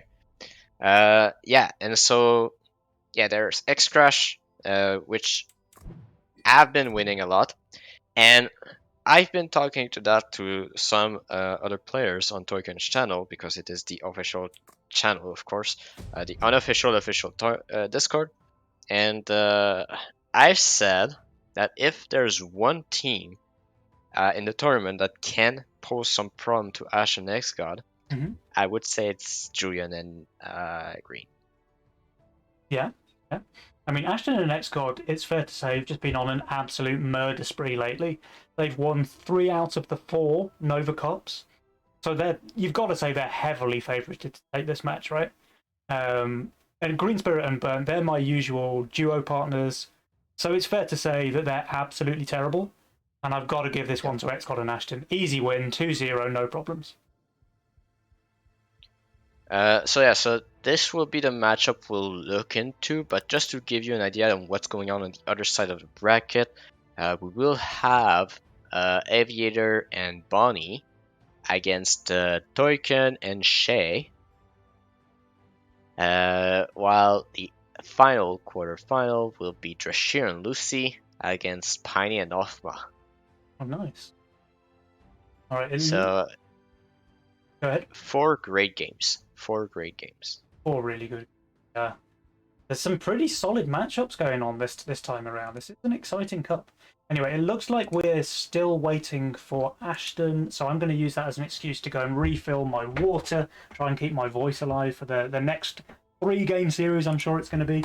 So, guys, I will Yep. leave you on the schedule screen. Shadow, you're welcome to keep talking, but I'd probably say you should go and grab yourself a drink as well. I'll continue rambling. You know me. All right. So talking about the matchup here, we'll have Ashen and X-God facing off Julian and Green Spirit. Um, so there are some famous things around the Green Spirit and Julian. We do have Burn the Overbuilder, one of his nickname, and we do have Green Spirit has been known to never leak to Power Mercenary sense, but always leaks to Income sense. So knowing that, it would be very, very good for Ashton and X-God for Ashton to send towards Green Spirit. And right now, from the current positioning, it looks like it will be Ashton sending to Green Spirit for game 1. We did see here on the last game, Slicken having a similar graph to Ashton. It hasn't changed. Ashton still has the same graph. What a surprise! Shocking. And so we might see something similar, trying to go for those extra workers and scaling up. However, we do see Green Spirit and Julian aiming more towards a control playstyle. That's normally what they prefer. However, it's normally Green Spirit that is saving a bit more. So putting pressure on X-God, who hasn't been that active, could still be a window of opportunity for them to be advancing, because exploiting the one who is starving your carry player uh, can still be very good for you, because you can still switch it up. And Green and Julian has been known to switch up roles towards who's saving and who is carrying. Uh, we know that X-God is not a fan of Ashton going for YOLO, but Ashton does love his YOLO for the bonus income, and normally that is one window of which you can punish Ashton towards the YOLO, but it's also the same window that allows Ashton to push those extra workers. The permanent 2 extra income is very good for how Ashton plays. Thank you, Shadow, for keeping the stream entertained in my absence. I'm back, and we are still waiting for Mr. Crashton. So if you've got any more stats you'd like to share with the stream, please go ahead. I mean, the preferred opener from Ashton, you might be surprised by it. Do you have a guess into what it is? Ashton's preferred opener, is it Shakura? No, there's not enough game played for it to be the preferred opener yet. Ashton, let me think. Uh, maybe Gateguard? No, you would be very surprised. Go ahead, you're going to have to let me know. Yeah, it is the Oni Flower. The It flower, has been okay. the most played opener for Ashton this season. That's The an Oni interesting Flower. one. Let me bring up his profile.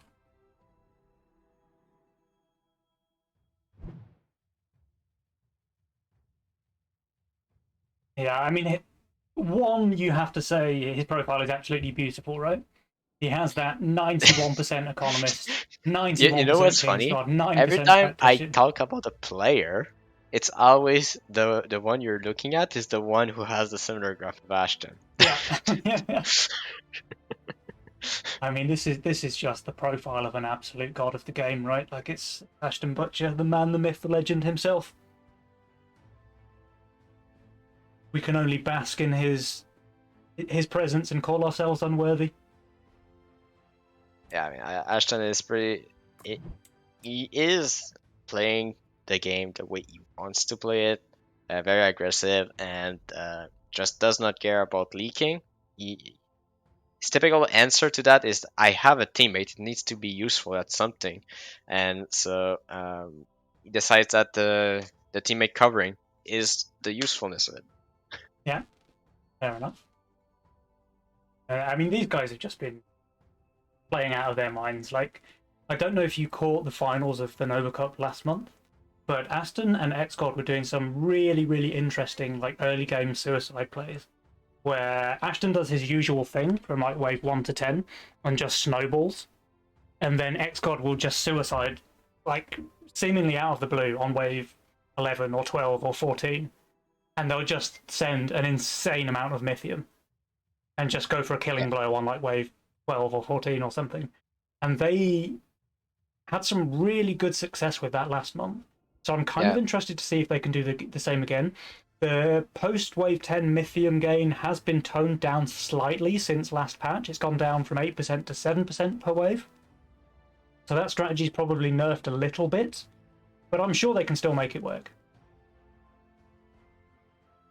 yeah. But this exact playstyle is exactly why I think that Green Spirit and Julian are having a chance of exploiting that because of how they normally play. Yeah. And also to the fact that Ekdal hasn't been playing that much recently. At least I didn't see him on the ladder. Um, and the fact that it's always X-God going for those suicide plays, it can be quite dangerous for you. Like, you don't want to become predictable, right? If you Yeah, know it's going to be Xcod who goes for the suicide, then you can maybe try and play around that on the other team. yeah, and I think that's what Green Spirit and Julian are going to try to go for. Yeah. The thing is, it's very hard to predict. And what we saw in last month's tournament was if you were trying to react to that play, then you're on the back foot and you're probably going to come off worse. Yeah, Because I just you want to need to be point able out. to proact to it. You need to be able to anticipate when he wants to do that. Yeah, there's something I want to point out. There was YOLO taken from Julian. Not happy with his role. I quite understand why, and he's already using his reroll right now as we speak. Yeah. Or Burnt Desperate. You've got to give him credit for taking YOLO in the tournament, though. That's, fair play. Because Ashton, who is also a YOLO main on the ladder, he's too scared to do that here. He's gone for No, greed. no, no. He's being bullied out by X-God. Each Yeah. time he leaks with YOLO, he's getting question marked. I guess Imagine. when there's like $300 first place prize, that's probably enough for Ashton to take the game seriously and maybe not play YOLO. Let's see. Still yet to see how Jian manages reroll though. He's got a He's really completely janky roll. switching it up though. He's got a really janky roll. I don't like this at all. I mean, it's very Pierce heavy. He's got Angler. He's got the Elite Archer. He's got the Boar. Like, he's got too many units that are just super weak on waves like 9 and 13 and I 15. There's one thing going for them, and is that it looks like Julian's gonna take the role to control Ashton a little bit. And so if the Axe God wants to go for that suicide play, it's gonna be on the weakest player, it looks like. That's true. So they give themselves the advantage in that lineup. I mean, Green's role is not that impressive, but it has a decent mid game with the Lioness Circle. Yeah. And I have it on good authority, by the way, that the Aqua is actually Green Spirit's most successful unit. He has very good win rates with them, and all you really Oh need no. is like an ability to hold a mole on 8 and anything on 10. And he has that with the Berserker. Yeah, and I didn't see that, but Ashen started with a pack rat here. We need to discuss about the strength of the pack rat here on this new patch. The 12 Mythium pack rat, that just seems kind of insane to me. I mean, sure, the pack rat was nerfed in the late game because of the worker change, but I actually thought that was a good thing. Like, pack rat's a tier 1, it shouldn't be super strong in the late game. And Yeah, now, pushing it up to 12 Mythium gain per burrow, I kind of worry that pack rat's just too strong. I mean the thing is, it's very hard to balance because each time you add a medium to what it's getting back, Yep. it adds a 10-second on equal worker. It's 10-second worth of time, that extra medium.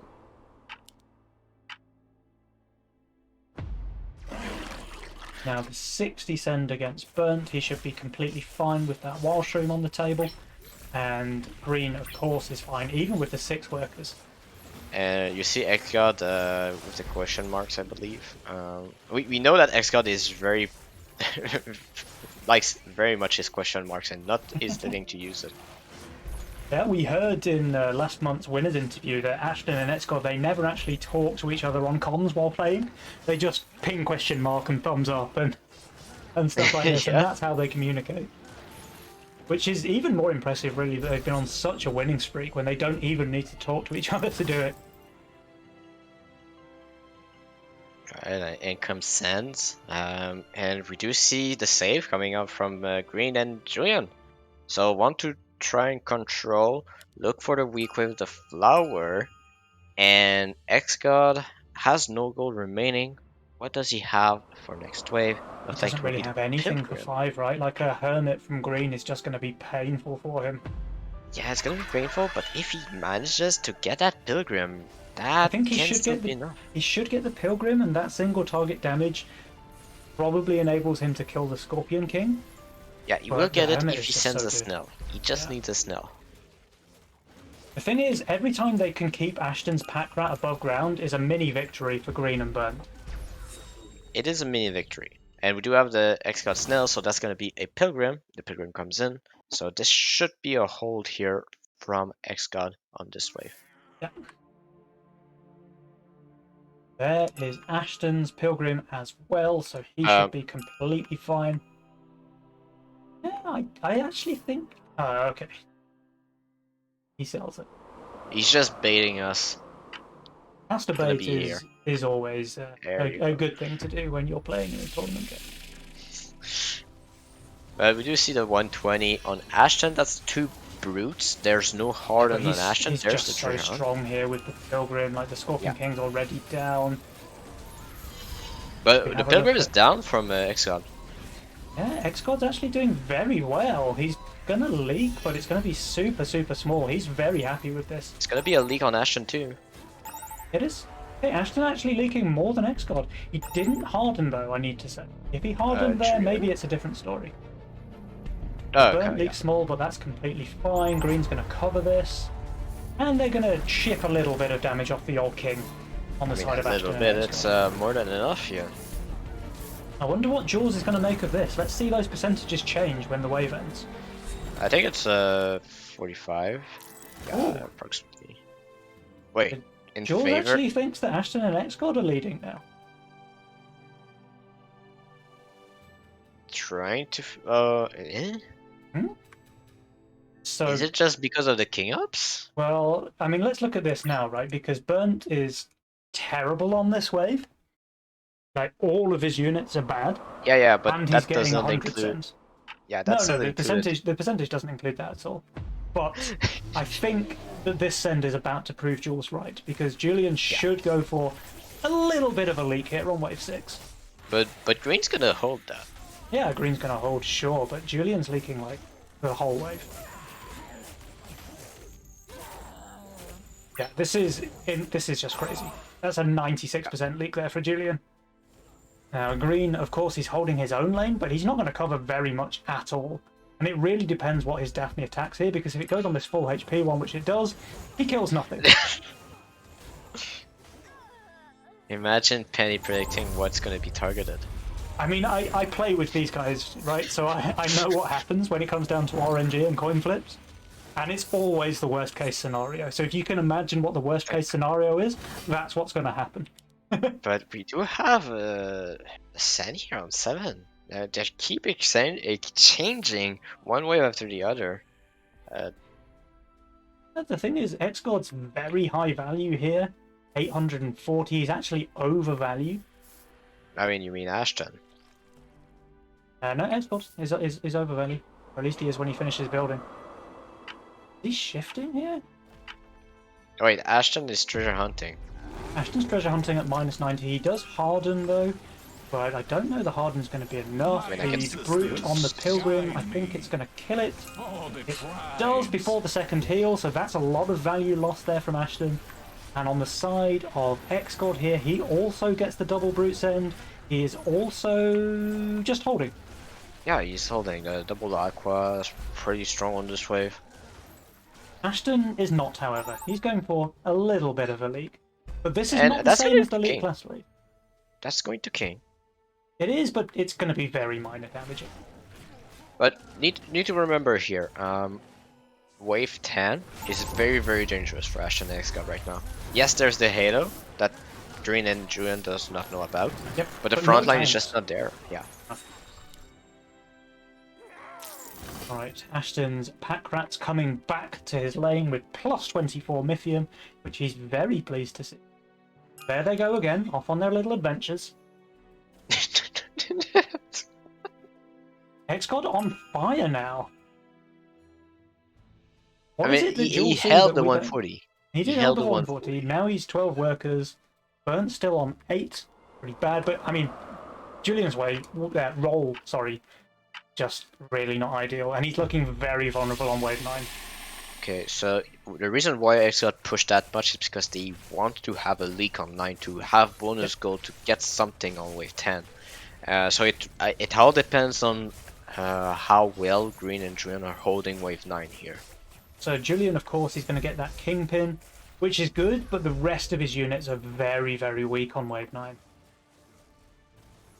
Ashton going for the income send, and X-God is full sending, but with a mole? I mean, yeah, the mole's good against the elite But that's a archers, KP. but you know there's going to be a Kingpin, right? You know there's a Yeah. Kingpin. So don't So you just go for brutes? Like, the elite archers are not your problem on wave 9. You Yeah, don't need and to worry about them. that is massive because now this should enable Julian to hold here on this wave. And Greenspirit receiving a Drake only should also do pretty well. Yeah. I mean, Green Spirit has 0 damage on this wave. Like, absolutely 0. So even against He the doesn't income have send, he 0 has damage, he has -2 damage. -2 damage. But for whatever reason, the Drake is on the only arcane tank that he has. Yeah, and I think he's very happy with that. That's just literally perfect for him. His arcane unit tanking the Drake. For days, that's an easy hold. Even Great Ashton actor, calling Drake, it out yes! in the chat. But the mole send, we called it out. The mole send from X-God is just an easy hold for Burnt. And now Green and Burnt, I've got to say, they're just miles ahead now, surely. And they skip the 10, they respect that potentially have an answer, and that's a Heart of Monument going on for X-God, and that's going to be a leak on wave Yeah, 11? that's a double hardened Mudman here, so they're both going to be weak 11, where Green will have a massive send. We see 2 60 aggressive spells. workers. There's both Press the Attack and Giant Snails. I mean, sure, there's Villain available as your defensive spell, but it's not the same power level as, like, Alone or something, right, to try and hold the big send. And Julian was predicting a resend, it looks like, going for the Trinity Archer. Yep. But But he now is he's at wishing 8 he pushed workers. workers. Yeah, now he's going to wish he pushed. But he is pushing now. He is pushing. He just wanted to ensure that he covers for Green on this wave. Yeah. Knowing that Green has Aquas. Well, Green's actually leaking to 2 Snails. Yeah, I mean, he has Aquas, so Yeah. don't expect too much. I mean, he has Aquas and he just full pushed, right? He's on 1160 value. They're going for So this I big think it's a replica. great team play. Put Xgod out of the game to enable maybe Julian to go for the suicide push a bit later. I mean, Julian goes for the giant snails. He's only going to be able to send like 3 of them because he has no workers. Green though, he's going to send the full 8, so that's pretty nice. I think he needs to. Okay, no. Okay, I would have liked to see a Xgod lizard. is Xgod was forced to sell there. He doesn't have pawn shop. That's a lot of value lost. I mean, sure, Yes, yes. it's the correct play because he needs that harden with the chieftain buff, and it's a good play, but it costs him a lot. Alright, so we have 8 giant snails here going towards Xgod. We do have 4 on the side of Ashton, Yeah, and he has a lot of iron monuments. he does. I think Xgod is definitely leaking, even with the little Swedish Yeah, pawn shop Ashton is action that he played there. He's still going to go for a bit of a leak. Ashton though, yeah, Ashton's holding. he's holding and he's making it look easy. But do I see that correctly? Is it a villain pack rat? It is, yeah, a little villainous pack rat from the butcher. So Xgod leaking 80% there. Ashton fully holding. He's even going to cover most of this, if not all of it. And Green, actually, he's going to go for a bit of a leak. Only 2 creeps, though. Only 2 creeps. Okay, okay. And that is not going to King, so the big 7-11, yes, kills a little bit Xgod.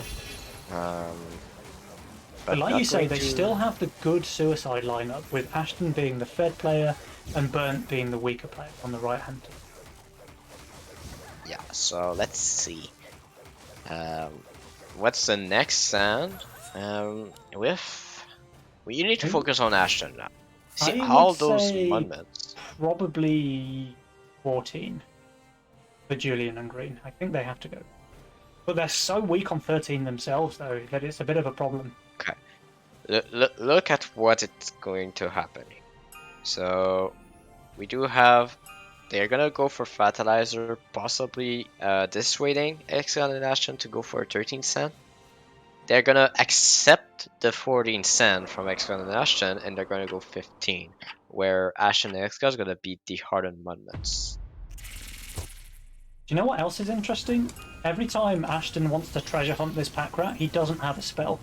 Because he's I mean, he borrowing has his it. villain. It does go for a red glow on the floor, so he has a villain. Yeah, and it looks pretty cool, I guess. So that's probably worth your Legion spell, just the shiny red I mean, effect. we all know that if you have a villain pack rat, you gain like 50% more Mythium. Oh, but Xgod and Ashton, they weren't dissuaded. They do go for the 13 cent. And Green Spirit is definitely leaking. It doesn't matter that he has a Fatalizer here. He's still going to leak pretty badly, I think. Yeah, so, but there's the thing, is that if it's not lethal, it opens up wave 15. Yeah, but what if it is lethal? Then it doesn't. Well, if it's lethal, we go next game, right? Yeah, and I think I'm kind of leaning towards it maybe being lethal. Because look at the values of Green and Burnt. They're very low, and they only have 1 Fatalizer each. All of their other units on both players are terrible. I need to point out something. There is no 4-eye here on Julian. Only impact damage. If this Trinity stays alive, which it does, then that's good for him, but it's just too much. Just too much. This is so much damage coming in here. 103% on Burnt, 98% on Green. They have no King upgrades. I mean, some of these creeps are pretty low HP. They might survive, but man, it's a lot of damage.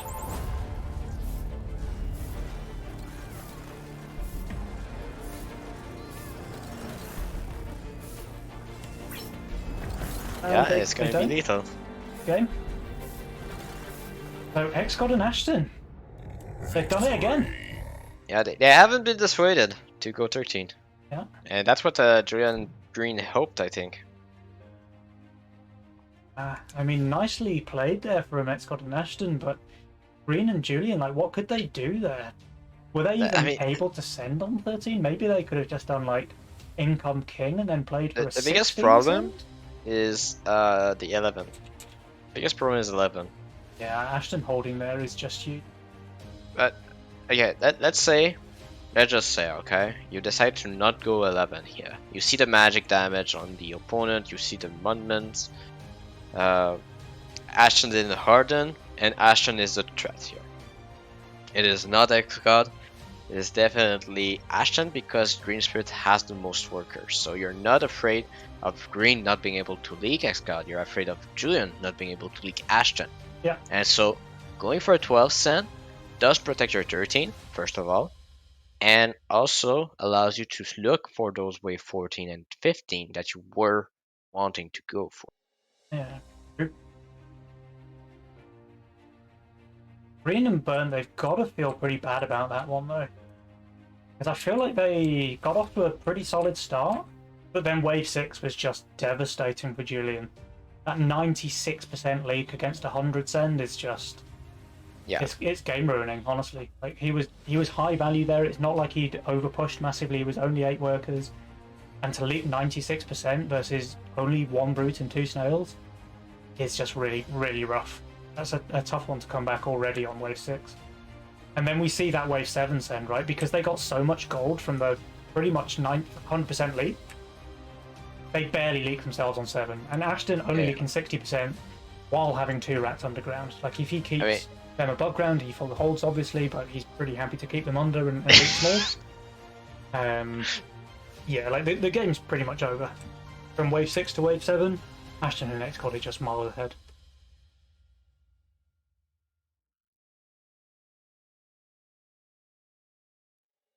yeah.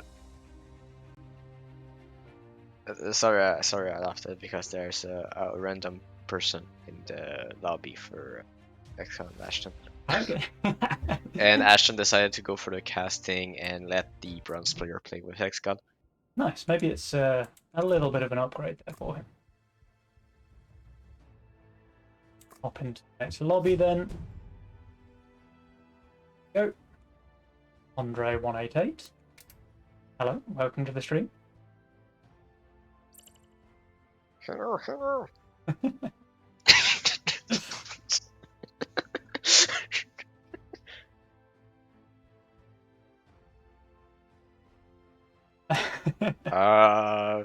I mean, can we kick Andre? I'm not sure. Yeah. Uh, I'll whisper to Xgod and say maybe we should kick Andre. yeah.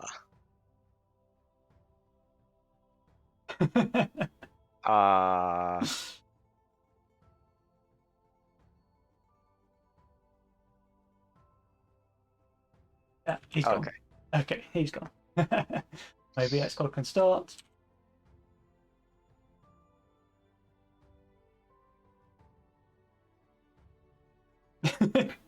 Green Spirit spamming the chat. He wants to get the show on the road.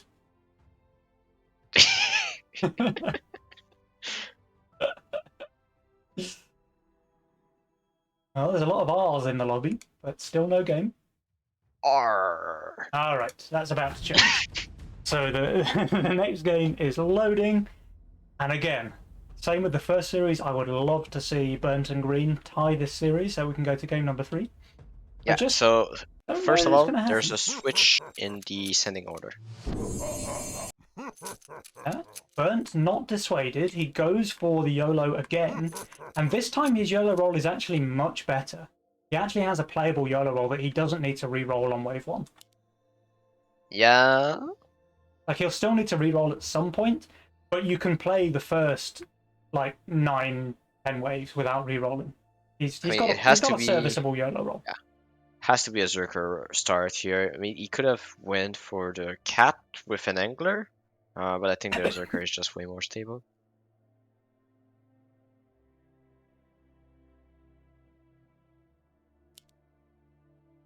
Penny always muted. I'm talking to myself again. Okay. Alright, so Julian did not go for the cat here because Green Spirit is going for the cat, but in a interesting position, shall I say? Oh, that's because he wants to go for the Sea Dragon up here. So that's why he places the cat in the middle of the lane. And Ashen going for the consort start. Oh, my favourite. I'm absolutely loving Consort at the moment, and it has nothing to do with the fact that I've got the golden portrait and the golden monument. Each time there's 2 seconds left and X-God sells a unit, I'm having a panic attack. Yeah, he really does have that zoomer APM. I remember when Xcod used to stream, and I was always so stressed watching him play because he was building everything with 1 second to go. Just imagine he doesn't have the time to get that Green Devil. They just have a gargoyle. Yeah. There's Ashton's double creep leak there. Green Spirit, obviously not good enough of a player to anticipate the consort, so didn't send a snail there. But X-God not sending on one means that Green Spirit is forced toward the 5-stack cat. Yeah. Which is just wasted value, right? Like, there's no point in having more than 3 or 4 stacks on your cat before wave 4. I mean, the thing is that a 4-stack cat leaks to 1 snail on wave 2. 4 stack, I don't think does. Yeah, 4-stack, yes, it's 1 creep leak. 1 creep. But I think even that's RNG. I think it can hold. Yeah. Don't ask me why a single target damaged unit has RNG in it, but it does. but there is. And the 5th stack here is wasted as well, right? Because he's still 2-shotting the wave, but now he's overkilling by like 40%. It's all about the HP and it's still leaking, but it's still way better than just. I mean, the better play would have been to get the split with a bus. Yeah.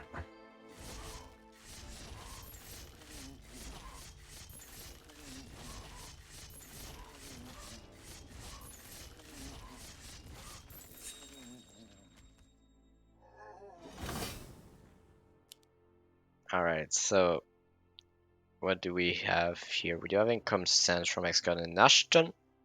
And Green Spirit, Julian is saving here, going to stack up to 60 Mithium right now. Does he go for the Brute here after income? That could be a play that one could go for against the Green Devil, No, but he does won't not go do for it. that. Not a chance.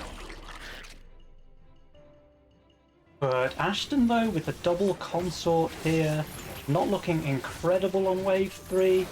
I mean, the Infiltrator is the damage, so... And the Infiltrator never got a look in on the DT, right? The consort's killed that pretty quickly. Exactly, yes. So the DT not doing its job there of tanking the Infiltrator. And that's going to give him a hold, actually. A very Why small, isn't he playing Fiesta? That's so troubling to me. Like, why I feel like Fiesta was designed for Ashton, right? Like, when Jules was working on balancing Fiesta, he was just sat there imagining Ashton Butcher, the way he plays. Let's design a Legion spell specifically for this man. And he's never played it. Yeah, so Julian going for the 80 cent. That's a dino towards the X-God. Yeah, pretty solid. Maybe he adds the snail, but I would doubt it. I mean, he wants the dino to go into the Green Devil, right? So if he does send the snail, he's not going to get his way. Yeah, I think the dino is good. And save the rest for Brute next wave, because the Serpent is doing nothing next wave. Yeah.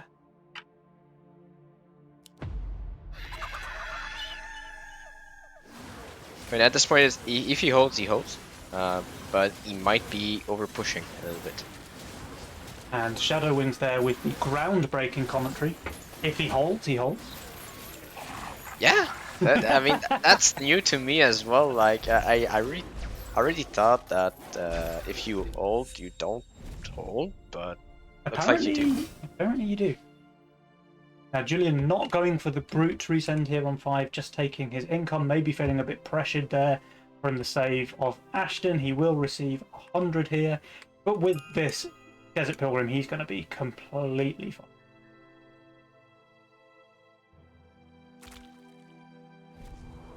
Sea Dragons, Pilgrims, a lot of magic damage, a lot of income coming through everybody. But now we will see wave 7 possibility on both teams, it looks like. And X-God looks very, very weak against a Mimic on 7. Is there enough time though? Probably not, right? Unless Burnt pushes really hard. There's going to be There leaks is a here, leak though, here. so There that's a is bit a more leak. time. Green's holding easily, Julian holding easily, Xcode leaking small, Ashton holding easily. I mean, it's about time now. It's about time. Exod leaking is more time for the potential 7th Sen. Yeah. Uh, Green Spirit currently the only player in the game without having 9 workers. but okay, so look at Ashton and tell me his possibility of holding wave 7 here. I mean, Ashton's got like 2 chances of holding wave 7, and that's called slim and non. Okay. So I'm not sure which of those options he's going to go for, He's but going for Tempest, so I think he's going for Slim. he's going for slim. Xgod, he's not looking much better. I mean, sure, he's going to have a coiler. Oh, but Julian No? went for income here. Yeah, he's trying to bait Exod into pushing a bit more here. Maybe it works. But But he even... Ah, man. I just but think... there's Ashton sending a lot too, so Julian just trying to scale with Ashton, it looks like. Now, Xcode, let's see, he's not pushing. He's not Because being that's a baited. leak. It's not just a leak, actually, it's a bad leak. Wow, I was flaming Julian's income send here, but the Fiend getting a 67% leak out of Xcode? Yeah, he's just trying to scale with Ashton, and the fact that Xgod is saving towards Green Spirit, Yeah. which everybody knows that's not ever a good idea, it's just working out in their favor, giving for more sure. gold to Green Spirit as well. And here comes the big send now out of Green Spirit. There's 2 brutes already on the table. I don't think he gets brute number 3 though. No, especially, I mean, obviously not now with the snail, but I think he was not getting it anyway. No, he would have So gotten it. good read there from Green, just taking the extra 6 But gold look there. at this. This is just perfect. Yeah, really solid there. Nice little Green Spirit shift there on wave 6. Getting the Avenger on the table for 7, so he should be completely fine. Also receiving the double brute send from Xgod, but definitely not looking nearly as dangerous for Green Spirit as it is for Ashton. But the read that the 7th Sen is going is just pretty good overall. Yep. Now the double brute play against Xgod, who, remember, didn't push a worker last wave off of the Fiend send. This Yeah, is but still the looking pretty value, bad. the value's just not here. Yeah. But he has like 3 Aquas for damage.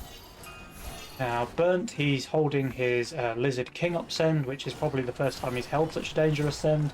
Green, of That's a course, he's leak. totally fine with that Avenger on the table. Ashton, 49%. Xgod, it looks like he's gonna leak very small. Yeah, it's a leak. Oh, look at that. Look at that. 2% HP on that brood. I was expecting more, if I'm Yeah, honest. but that's king damage. That's Julian having 14 workers. Yeah. So the lead doesn't And necessarily need to be that big because Julian just has that economic lead, right? that's Green Spirit not leaking to a Power Mercenary Sen. Yeah. As per usual. I mean, just imagine, if you will, sending Power Mercs to Green Spirit. Yeah. So now a pretty solid worker lead, right? Ashton and Green tied on 13 apiece. But Burnt, he's 3 workers clear of Xcod there, 14 versus 11. Yeah, Xgod is struggling. He is not looking that great on both 9 and 10. I do believe Julian will go for income on 9 and Reason on 10, despite having Creditor on the board, because the 12 cent is still possible. Yeah, I mean, I'd go so far as to say that Xcod 11, 12, really yeah, garbage on 9 and 10. His only hope to hold 9 is hardening a Golem or a couple of Mudmen. And if he does that, he's just super dead on 10. The imps are coming through here for Green Spirit as well. Ashen going for the income, Yeah. Julian going for the brutes, and Xgod going for the brutes as well. Here's our little purple boy lineup. We've got the imps on the left into the very fashionably tattooed brutes on the right. Yeah. So let's see what goes on there. Just want to Color-coded point sends, something out. always more powerful. By Go ahead. Just want to point something out here for Xgod. He knows there's the Avenger. He doesn't see a tank, so he does expect a fortified tank. Yeah. However, if you go through that fortified tank, you still need to deal with that Avenger, and so the imps are a bit better overall here if you want to deal with a fortified and nature frontline. Yep. And there is that hardened golem for X-God as expected, which gives him a chance here on this wave, but he's definitely leaking a resend on 10. Yeah, I mean, he's leaking here. Yeah. But he just has Very no damage, hard. right? He just doesn't have Yeah. any damage. You can delay all you want, but if you delay for 0 damage, you're gonna deal 0 damage, right? Yep. There goes the golem, and there goes the X-God. Burnt's leaking That's as just well. a So Burnt does hold leak from as Green well. Spirit yet again here with the Lifesteal Avenger with the Sea Dragons. Yeah. And with that, bam bam bam, and the lifesteal, he's able to pretty much cover the mid as well. Yeah, the Cannoneer going through. Come on, Green Spirit. Leaking the income sand. What a pleb.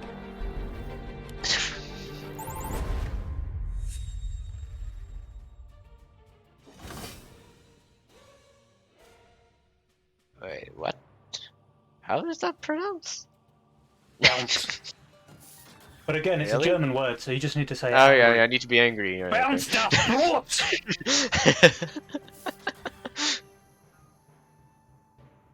There's no resend coming out though from Julian here onto X-God Wave 10. I mean, Ascot is just leaking to no, so I don't no need to send. You think he's leaking no send even with the Millennium? I think he probably is, Yeah. right? Like the D-hardened golem is just so much anti-value. I mean, it's so much anti-value because he has no other tanks apart from that one. Yeah, and then he's just got Green Devils, which again are completely dead value. Yeah, but it looks like the damage is good. Oh well. Atom broken. Hold A on, couple of they're fine. dinos though, and he was definitely leaking here. And you just, yeah, you don't need much to weaken. But now it's the wave 12. We discussed about the wave 12, and looks like it is the play. Creditor coming out from everybody, despite not receiving on wave 10. So, I mean, Julian, understandable with the Pilgrim Haven. Bounce I had a stuff bit- brought, clearly expecting the income send from Ashton. He knows his opponent well. A good read there, going for the creditor, not being scared. X-God is trying to starve out Green Spirit a little bit, but he's correctly read that it's going to be a wave 12 send, so he's not feeling too worried here. And that's something I want to point out. That is something that X-God do that I'm not a fan of, but always work. Somehow is that he lets Ashton push workers and go for the income send, and he just plays close to value. Yep. And he's just holding the next send, and then he's gonna suicide push afterwards to put pressure on the one sending onto Ashton. And it's a solid game plan, right? But look at this time. So Julian, he's on 21 workers. Does he push another one? It looks like no. He's gonna chill on 21. He knows that Green's gonna get a big send now on 12. He probably wants to be able to cover a little bit. Yeah, so Kingpin coming in from him, I think. Yeah. He can push the rest though. No Kingpin. He goes for the. I mean, he has Wildcard. 250 left. What? That's a weird one. Why are you greeting the stacks? I'm sure he knows what he's doing. For what? Sure. For 14 maybe? Ah, yeah, it might be for 14. I suppose he's just not feeling under any threat because Ashton was income sending him last wave as well, so he just feels completely fine here. Yeah, yeah, I Of mean, course he with wants the Predator as well, right? So that's why he doesn't. Oh, true. Yes, I forgot about that one. But 440 sent towards X-God, full hardened here, reads the play correctly. But he's the only one without any creditor, so he needs to be pushing a lot here, trying for some kind of a suicide play. His aggro is just perfect though. Look at this Firelord just surviving there. It's even going to kill the last one. It does. That's just perfect focus there from X-God. He couldn't have asked for any better. Yeah, and So Ogre he's going on even the Fire Lord. just only leaking an Ogre on very low But HP. look, this is Green Spirit holding here. Yeah, I mean, just imagine sending Power Mercs to Green Spirit. I didn't see if he used a creditor though. That's the only thing I'm not sure about. Didn't see it either. But Bound Stuff brought! He's able to hold here against 4 snails. which is pretty impressive. He's now on 24 workers.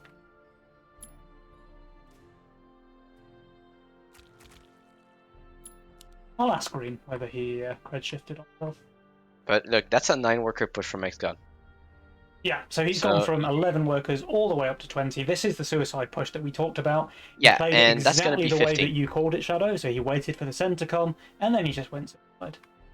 And Green Spirit did full shift for Creditor on 12, by the way, while holding the Power Merc Zen. Okay, Pretty good that's stuff. very, very good. Very, very good. And now I just want to point out that should be a 15 cent if X-God has pushed that much. And looking at the units of the other team, I don't think 14 is the play here. I think it would be a mistake, especially with Creditor on the board. Not seeing any Battle Scar either, neither do they see any Pulverize.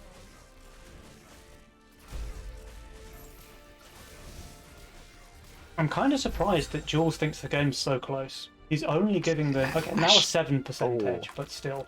I think once they hold this income send, Jules is just going to go all in on, kept calling it like a 70% advantage for Green. That is a huge deviation onto how X-God and Ashton plays normally. Going for the income here, instead of saving and controlling the pace, X-God just so far undervalued here, forcing them to go for the income sets. And he's got that battle scars, but it's all on a golem. Like, sure, it's giving it more hit points, but does a golem really want 9% more attack speed? It looks like they expected the 14 cent. Which just makes them really weak on 15 because X-God hardened here. Yeah. But they might just go 16, honestly. Like, if you look at their builds... Yeah, it's 16 now. There's no reason not to go 16 here. You have the worker lead, you have the pressure relief onto you, you have the Creditor to compensate. Everything's going on your favor now. So it's going to really come down to a question of how fed is Ashton. Because we know that he's been playing very income heavy the entire game. In fact, he's pretty much on double the income of Green Spirit, right? Yeah, but he's going to need to carry. The values are not the value is not following that well. Yeah. With the reason, I do expect Green Spirit to push a bit more than Julian. I think Julian should play a little bit less worker aggressive, knowing how X-God is out of the game. He should be leaking here to Nosen and should be an indication about the state of the game here. And so with this income send, Julian must not push and Green Spirit must push after that. When the send comes, right? X-God and Ashton, they're going to have a fully upgraded king.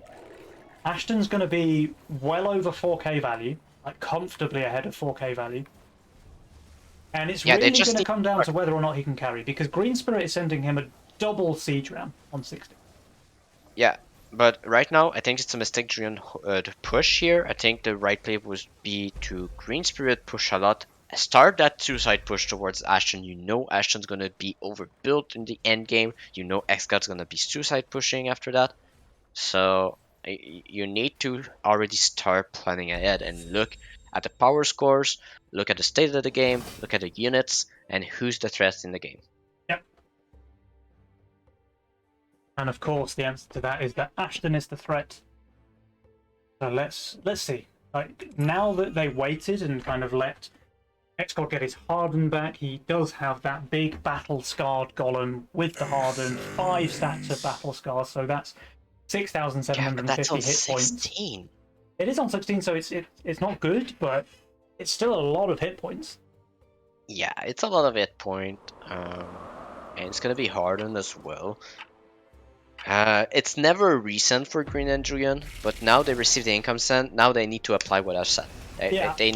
They need to realize what's the plan now.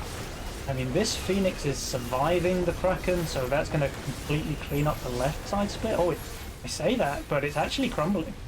Yeah, and so I want to see a 18 cent. I want to see an 18 cent. They must not be afraid here. Let Green Spirit full push, go 18, surprise here the opponent.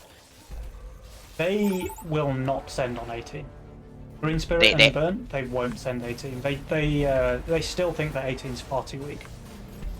I can give you a little bit of insider knowledge there. They're not going to send 18. I mean, if you send 19 onto Ashton, it's a mistake. I mean, But it looks like they just win here. yeah, So. so that kind of lowers their No, chances. they don't win of, here. So it's 18. Not even close. It's 18. The full push, green. Full push. And he's not full pushing. He is pushing though, not full pushing.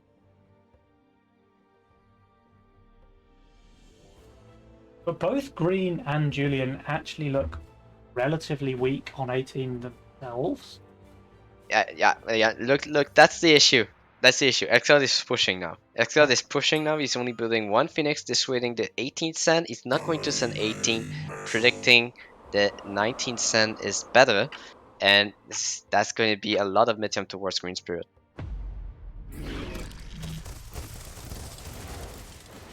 I just think this is a bad read of the game state right now, but I think that Julian's gonna be fine on 19 still with the Havens and also the Starcrawlers. But I think they just don't have to risk it, and they could have won on 18 with a full push from Green Spirit, recognizing that X-God is out of the game. I think the only reason they would send on 18 is if they read that X-God had full pushed, and they didn't yet. So there you have it.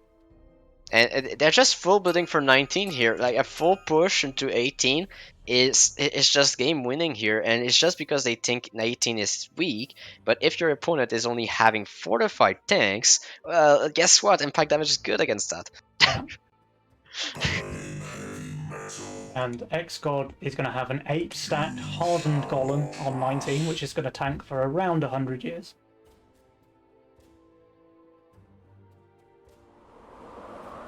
Julian's going to have 2 full Starcaller circles with solid tanks. But I think it's an unnecessary risk. Yes, Julian's gonna hold probably with the Havens and stuff like that. But I think it's just unnecessary risks. Like if you are ahead, you can control on which wave you want to send. And Ashton's weakest wave is 18. I mean, Ashton's actually looking pretty solid on 19 himself, right? He's got very good tanks there with the Samurai Sword. And that's why. And he's got that's very why good damage as well with the Elite Archers. I just think that 19 is a bit of a throw.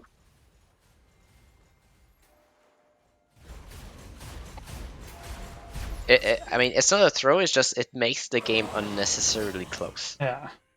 So the thing is, right? X-God, even with all of those hardened golems, I mean, look at the size of this one. This 8-stat golem just towering over everything else in the lane, making the rest of them look like toys. Ashton with his 6.5k value, he's got a lot of tanks, he's got a lot of damage. Is he able to hold? Julian with over 7k value here. Double Haven, 2 Starcaller circled. I think he probably just holds.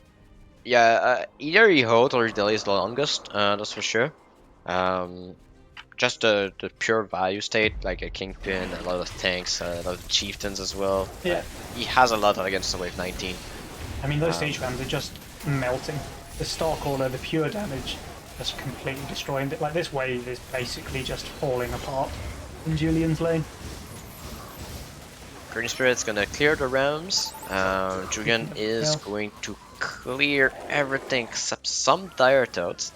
And it is Ashton delaying, but it is not long enough. And it will be game 3 here. Green and Julian just enabling themselves to a game 3.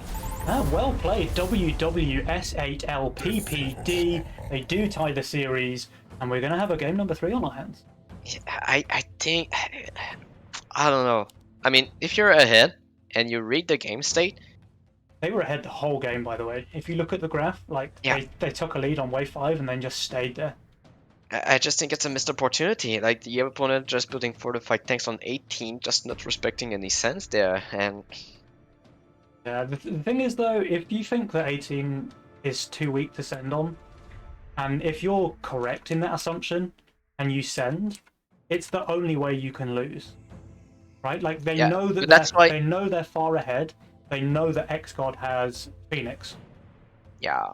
And they know Phoenix that are good 19 now. They know that Ashton has Orchid as well, right? So, if they send there on 18, and Ashton and X-God hold, they've thrown the game. I think they just don't want to risk it. They know they can hold 18, especially if it's as weak as they think it is. So they don't need to. They can just close out the game there on 19. Which is what Yeah, we saw, right? yeah. But again, Ashton just delaying the longest was just. I just feel it was just risky, a little bit too risky to win It that game. was risky, right? Because Green and Julian, they were dead to those leaks. Yeah, You know, they had no king upgrades, and Green's leak alone would have been enough to kill a non-upgraded king. Never mind Julian's leak is on top. So the only yeah. reason they won that is by timing. In which case, maybe Green Spirit did full push. Yeah. It's just he could have full pushed before, and that's my point.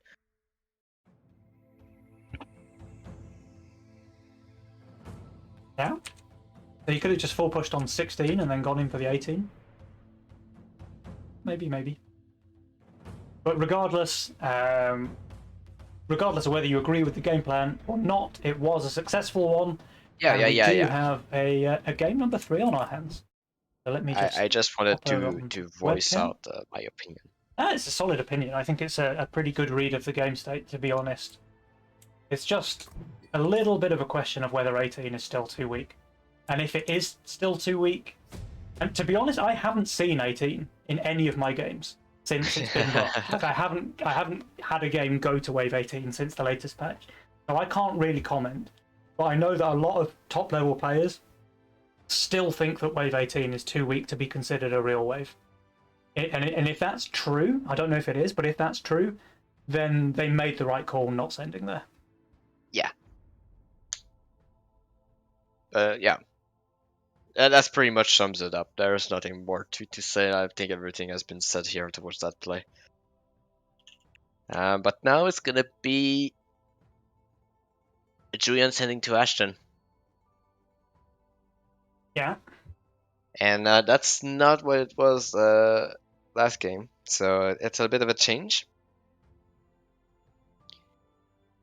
But I liked how Julian managed to just go ahead and take away the game here, receiving from Ashton. And I wonder if Green Spirit can do the same. We know that income sends are his weakness, so Mhm. gonna see if he manages to change that up. Well, that's the thing, right? You cannot imagine sending power mercs against Green Spirit, but Ashton doesn't need to imagine because he doesn't even have brute on his hotkeys. You know, it's going to be cannoneers, lizards, and snails all around from Mr. Ashton Oh, Butcher. I He's think going this is to. a mistake from Julian. I know he is YOLO, but I think this is a mistake from Julian. You think in game number 3 he should have just played greed? No, going for the priestess. Yeah, but look at his role, dude. He has Yeah, priestess. He has but mass. I still think it's a mistake against X-God. I mean, X-God's a very solid player, right? Like he's going to go for a mimic concept. I can pretty much call that now. Yeah, and that's why I say it's a little bit of a mistake here to Yeah. go for something that is so uh, easy to predict when you're getting sent, and there's very little you can do as well. And so maybe he found a way to play around it, saying lower workers and stuff like that, but you lose pressure on Ashton doing that. So that's the old thing that you know you're getting long saved, but you still need to put pressure on Ashton. So this just enables the style that X-God and Ashton wants to play, and that's my problem with that decision. Yeah. And Ashton, by the way, playing his second favourite unit here, the Treasure Hunt. Now Yeah. buffed to 12 mythic.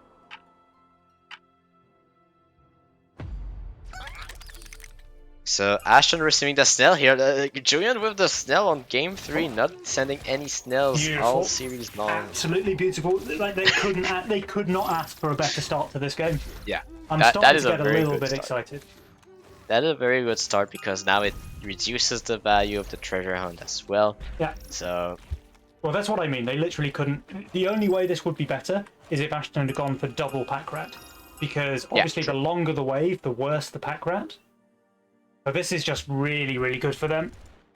Get the snail, get the leak, waste the time of the pack rat. Very solid opener.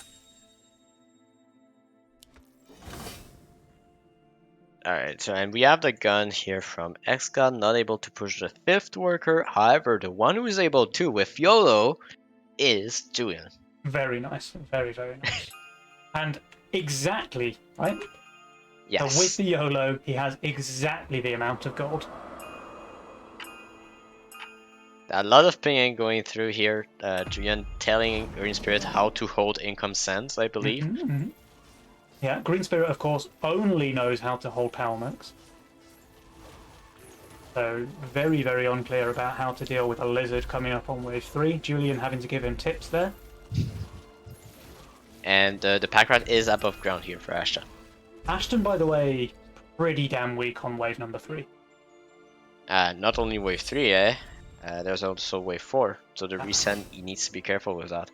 And Julian, by the way, because he was skilled enough to roll both Mask and Priestess with YOLO, he can just freely go to 6 workers here on wave 3. Because he can hold any 40 cent coming out from X-God. And he's receiving the DT from X-God. Yeah, which means, I mean, he was already safe on 4 because he skillfully rolled the Priestess and the Mask. Yeah. But with this DT, he can just push another worker as well. Yeah, he only needs to have this maiden, right? Yep. Ashton receiving 60. Yeah, he's really weak here. This 60 is going to make him leak decently, I think. Although he has got the perfect aggro split. An Ashton Butcher trademark, if ever I saw one, is the perfect aggro split. Regardless of the wave, regardless of the send. I don't know how the man does it. Still, he's still going to leak, yeah, but if he didn't get that like perfect 3 or 4 way aggro split, he's leaking 60% instead of 30%. Yep, exactly. But he's vulnerable to resend, so let's see if he treasure hunts or not. And there is a resend. It's only going to be 1 snail, maybe 2 from Julian. Ashton probably deciding where he wants to put his second warg. I think the second warg needs to be there. I do believe this should be his best option. I think he's shifting. He's going to keep the rat above ground, and he's actually... Oh no, okay. He proves me wrong. I thought he was going to shift for a Harbinger. I'm trying to see if this is going to be a Lioness spot or an Alpha Male spot, the one behind. I'm not quite sure what this warg is going to accomplish. Yeah. I think it doesn't really matter at this point. He just wants to get that value on the table. He can worry about Lionesses and Alphas later. But the fact that he decided to go for the warg here instead of the shift for Harbinger means he's got an easy hold against the double snail resend from Julian. And that puts Aston in a pretty solid position. I mean, look at that. Even with the second warg, he just barely holds against. Yeah, barely holds to the snails, and Julian is doing something that very few players are willing to do against Ashton, is sending a lot here. Yeah. But that's because the roll from Ashton requires a shift for Harbinger, requires to treasure hunt, so a lot of value as well.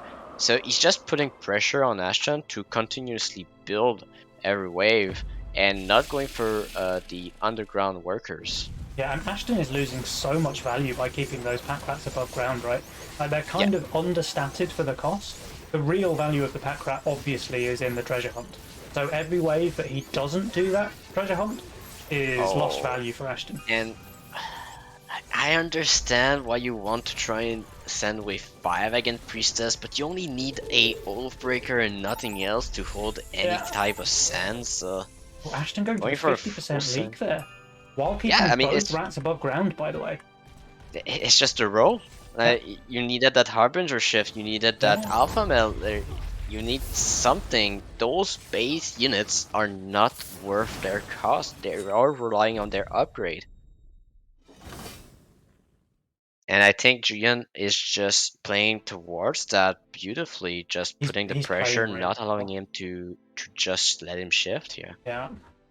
And just look at the power scores, like Julian way ahead, Ashton way behind. He's played this one pretty well so far. And there is a full resend here from Green, yeah. And, he went for the veteran. There's no front line. No front line. This brute is going to kill the Oathbreaker very, very quickly. So those And tanks on the all side of going Ashton, it's down. only a DT, but it looks like it's gonna be close to enough to leak him. Yeah. The Brute is now being targeted. It's going to get a couple of slow stacks on the gun at least, which is good. That's a 50% leak there from Xgod. Ashton will hold and cover, it looks like. Yeah, there's still one pack rat. I didn't see the last pack rat, and so it will be enough. He kept them both above ground. So Yes, even though and Ashton's holding, like, again, like we said last wave, right? He's losing value every single wave that he keeps those rats above ground. okay, so now I think Ashton, since he held, he should go for the treasure hunts, yeah. And he should go for both of them. If I was him, I would have been both of them, because you see the trend that Julian was sending you continuously because you were close to leaking or leaking. Yeah. It was his first decisive hold, and 7 is still a strong way for Gate Guard, and so going for double treasure hunt here would have made sense, just because he was showing a lot of strength in the hold of wave 6. Now the mole send obviously sent to counter the mask, but it also counters the priestess pretty nicely as well, right? I just think that the Tantrum red mask and the 800 value of burnt dust rot should make him do at least pretty damn well here on wave 7. I mean, it's the continuous income sense, the lead from Ashton that just enabled Julian to hold this long save. Yeah, he's just holding. He's fully holding. Green, of course, holds the lizard snail somehow. Wait, he held the income set? Julian leaks. That's kind of I mean, unfortunate. 24 HP 24 mole. hit points on the mole. Someone could confuse him with Penny right now. Yeah, no, that's not a penny leak. Penny leak is when you focus the mole like Oh, yeah, when half the wave creeps are still alive, and you leak it on what's 1% this kind of leak. scent called then? That kind of leak is just a pro leak. There's nothing okay. else. Nothing else. It to is a call it. pro league. Especially when you're sending on the next wave, right? You're quite happy Yeah, to get and the it's a extra. pack leader. Actually, I don't know that I love it. Like, it's going to be okay against the Daphnes, but you didn't know he had Daphnes. It's kind of bad against Badgers and Vagar. Yeah, he was just banking on the fact that wait, that pack leader got dragged by the looter, and so now it's just looking way better. Well, now it's tanking all of the pierce damage. But I mean, he's just doing fine with his 990 value on Ashton. I guess he's There's just leaking, something I want to it's point really not out that here. bad. Like, there's one issue that will come back to hurt X-God, Yeah. and it is the amount of veterans invested into. Yeah, 4 veterans is at least too many veterans.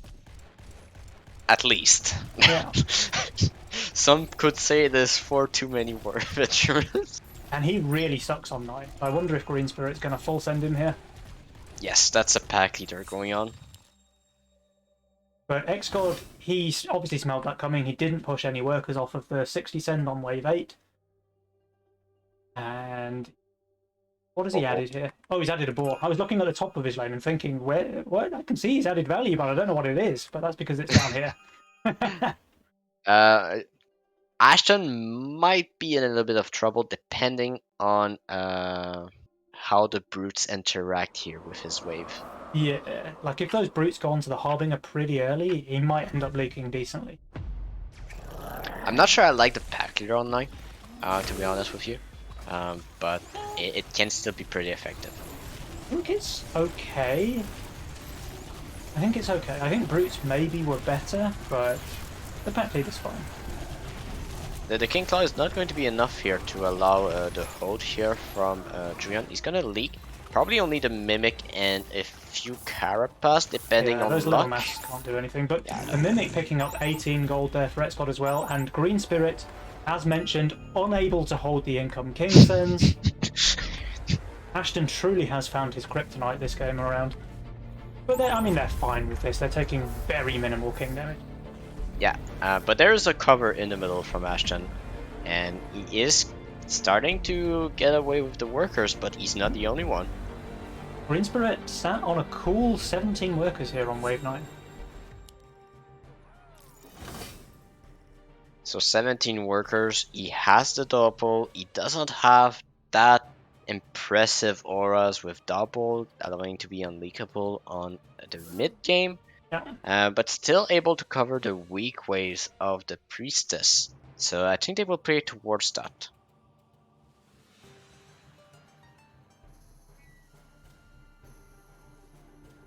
So if we look at how the builds are looking, is Exxon and Ashton will look towards a wave 12 sand, while Julian and Green Spirit would look towards a 13 sand. I mean, maybe, but X-God, what we know that they don't is that X-God has Sovereign on 13. So he's not nearly as weak on wave 13 as he looks currently. So I think Yeah, you're right. I think Burnt and Green will go for a 13 send, but X-God's just going to bust a Sovereign out of nowhere. yeah. But it So does he open up full builds here. afterwards a natural progression, which is a wave 15 sand that is covered by Green That's true. Spirit. That's very true. So So, X-God is building full building here, which is going to make him look very strong on 12. He's just going to full shift on wave 12, and he's going to yeah. bust out a Sovereign from nowhere on Now 13. it can still be a play for Green and Julian to send on 12 if they read exactly what you've read. Yeah. That But that's such a hard read to make. it is a hard read to play, and with the loans, they expect a wave 12 send from Exxon and Ashton.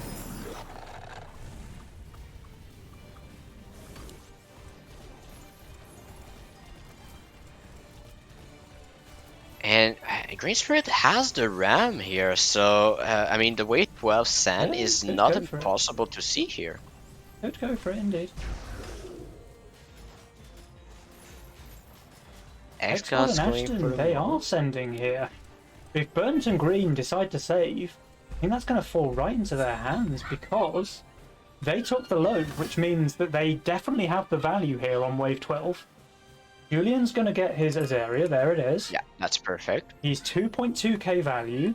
Green Spirit's a has little less, Mask. but he has got a Doppel and a million fortified hit points. Yeah, So I and it's think- only income. It's only income going towards Green Spirit. Yeah. I mean, it's gonna leak him because it's Green Spirit, but it's only income at I least. think X-God had to remind Ashton that he has Giant Snail because he already sent 4 dynamos first. It might be, yeah. And they go full. There you go, full. Alright, let's see. That's a 400 income send against Green. It's a 340 power send against Julian, but I think he's going to be completely Yeah, Julian's fine. just solving easily Yeah, here. he's totally fine. And that just opens the game up for Julian and Green. They can pretty much do whatever they want at this point. X-God did not shift here, so he went for the big gun. I mean, that makes him pretty damn vulnerable on 13. Leaking the income send, as we expected. As we expected, Green Spirit. But here comes the counterplay. So X-God not shifting, really going to come back to bite him here. Really going to come back to bite him. Because he's not going to get the Sovereign unless he goes for a little Swedish pawn shop action. Maybe sells a couple of veterans for it. I mean, it is the best play, but I mean, with how we see normally them play, and X-God suiciding after the big stand in the mid game, it could make sense that he would aim for that. Yeah. So he's 487. He might even sell a board, you know. Let's see. Maybe he's trying to calculate here. I think he's going to sell a board. I mean, the board does not give him enough. He's not going to sell a board. Then he's just Okay. dead. He's just dead. Yeah. Without the Sovereign But they go here, for he king has- ups. They go he for has no king chance. ups. Jules think it's 50-50. I think they are struggling here. Yeah, I think it's a little bit worse than 50-50 for X-God and Ashton. I honestly thought X-God would go for the Swedish pawn shop here. Yeah, with how they are known to play, it would have made sense because Yeah. it does enable them to go for a suicide push towards Julian, which is the strongest player. 133% leak there on He didn't X-God. kill a single golem, or maybe No. just one. He killed one. And Ashton with the 77. The pack going through is massive. Yeah, Pack that's a going lot through of is extra massive. damage. This is, I mean, they have 9 king attack. Is it going to be enough to keep them in the game? It looks like it's gonna But, be very, very close. I mean, it keeps them in the game for now, but they're so far behind. The amount It's of gold Julian and crazy Green how Spirit far behind they are got at this is point. just, yeah. Yeah, so Jules is now giving them a 66% win chance. I think it's higher. I think it's more like 80. I mean, okay, now we need to just take a step back and look at the values now. XGod didn't push a single worker here. Yeah.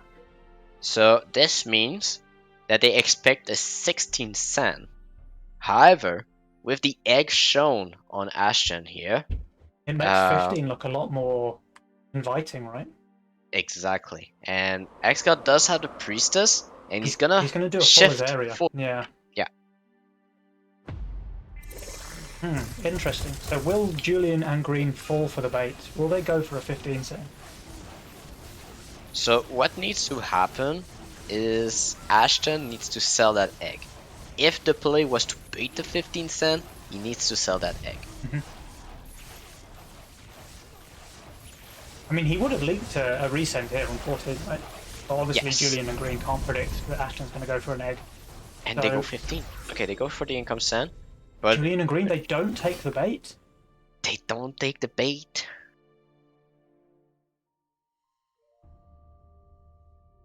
They felt confident that 15 is covered by Green. Yeah. They see from their value that the push is very minimal from X-Gun and Ashton. And do you know what the flip side of the egg is? So the egg obviously makes a 15 cent look inviting. They're trying to bait the 15 cent on X-God and Ashton. But you know what else it says? The egg says, I'm not pushing workers. Because that's 5 less workers that Ashton didn't push because he made an egg. So Burnt and Green, they read that correctly, they don't take the bait, and now they can do whatever they want. And that's 16. Whatever they want happens to be wave 16, yeah. And I mean, only missing the mold from Julian here to have the IMP send. It's like easy hold from Julian, and this Green hold, he might end up leaking small. I mean, it's income send. He leaks for sure, right? This time it looks like he's just about figured out how to hold the income send. Wow. Pretty impressive stuff. He's evolving. But now the yeah, question is, can Ashton and Xbox hold these sends? Because they're pretty massive.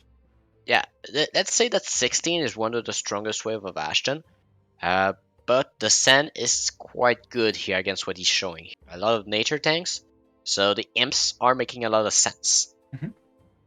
On X-God, he does have 2 Vulcans, but the front line is Somewhat veterans. lacking. Yeah. But the values are really not that bad. Xgod's minus 400, Ashton's minus 100 with good units. Yeah, so let's just say if the sands are big enough, it can still work. The ram already melted so fast towards the side of X-God here. But it is the worker difference now. They need to aim the right way. Xgod's still leaking pretty big. And Ashton, how is he doing?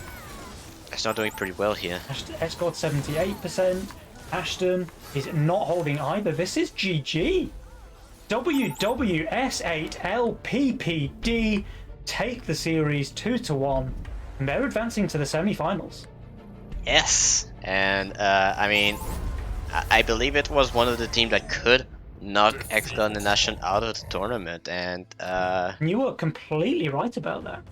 Very, very well played to Bernstaff Brot and Green Spirit, who managed to come back from a 1-0. Don't you need to say Green Spirit in German too? Grüngeist! Bernstaff Brot und Grüngeist have won here in a decisive 2-1 victory where they did have to take the reverse sweep. They lost game number 1 in pretty decisive fashion, but they weren't bowed. They came back swinging, and they played really, really good Legion in game number 2 and 3. I mean, game 3, it's a good read from Julian. Normally, people are saving against Ashen, controlling him, but Julian realized that the units that Ashen had required a lot of setup, and so if he doesn't let him breathe, then he's gonna struggle all game long. Yeah. Very, very well called, very well played. And ultimately, it's interesting because Xcod and Ashton, having won 3 tournaments already, like they've got to be the favourites to win again, right? But they're going out in day one here. Yeah, going out in day one, but we discussed about it. 17 of the 28 players were top 25 players, and it just shows how close the competition is this month. Yeah, pretty impressive stuff. So WWS8 LPPD, they do advance into the semi-finals tomorrow, where I believe they face up against Abrasiat. Although I'd have to check the bracket to make sure. Let me check that for you. Looks like the bracket is not updated yet. Let me check the results. Let me tell you. Looks like they are still in game. Well, maybe we should hop into that one then. I don't see the results yet. So do you see Riddleson or Kingtons in game? I No. do not, so they must have just finished. I think that's probably the last one, right? Because we had 3 long games Yes. in our So cast, so that must be the. all right. So Oh, I'm looking at Widdowson's match history now. So it yeah. is over, and Abrasiet are through until tomorrow's semi-final. But Was they it a actually 2-1? dropped game number 1 to Slickens and Boo Boy. So Yeah. no working, no problem. They actually started 1-0 ahead, but then similar to X Crash here, they lost All the right. reverse sweep. So Vidderson and King are through. We Uh, have Aviator and Bonnie through. One Union and against Stoican Green and are Shay. through. So who's our fourth team then? Julian and Green are through. Going Yeah, to go against a Brassiert. Angria Shadow, Angria. Abrassier.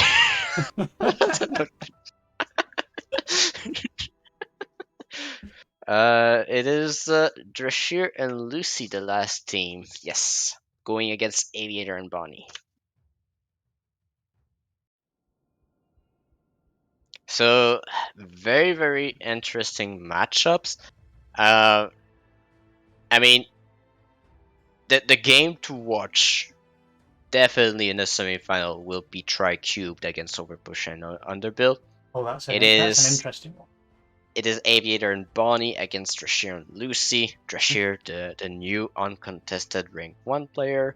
Uh, Abusing duo, of course, as everybody know.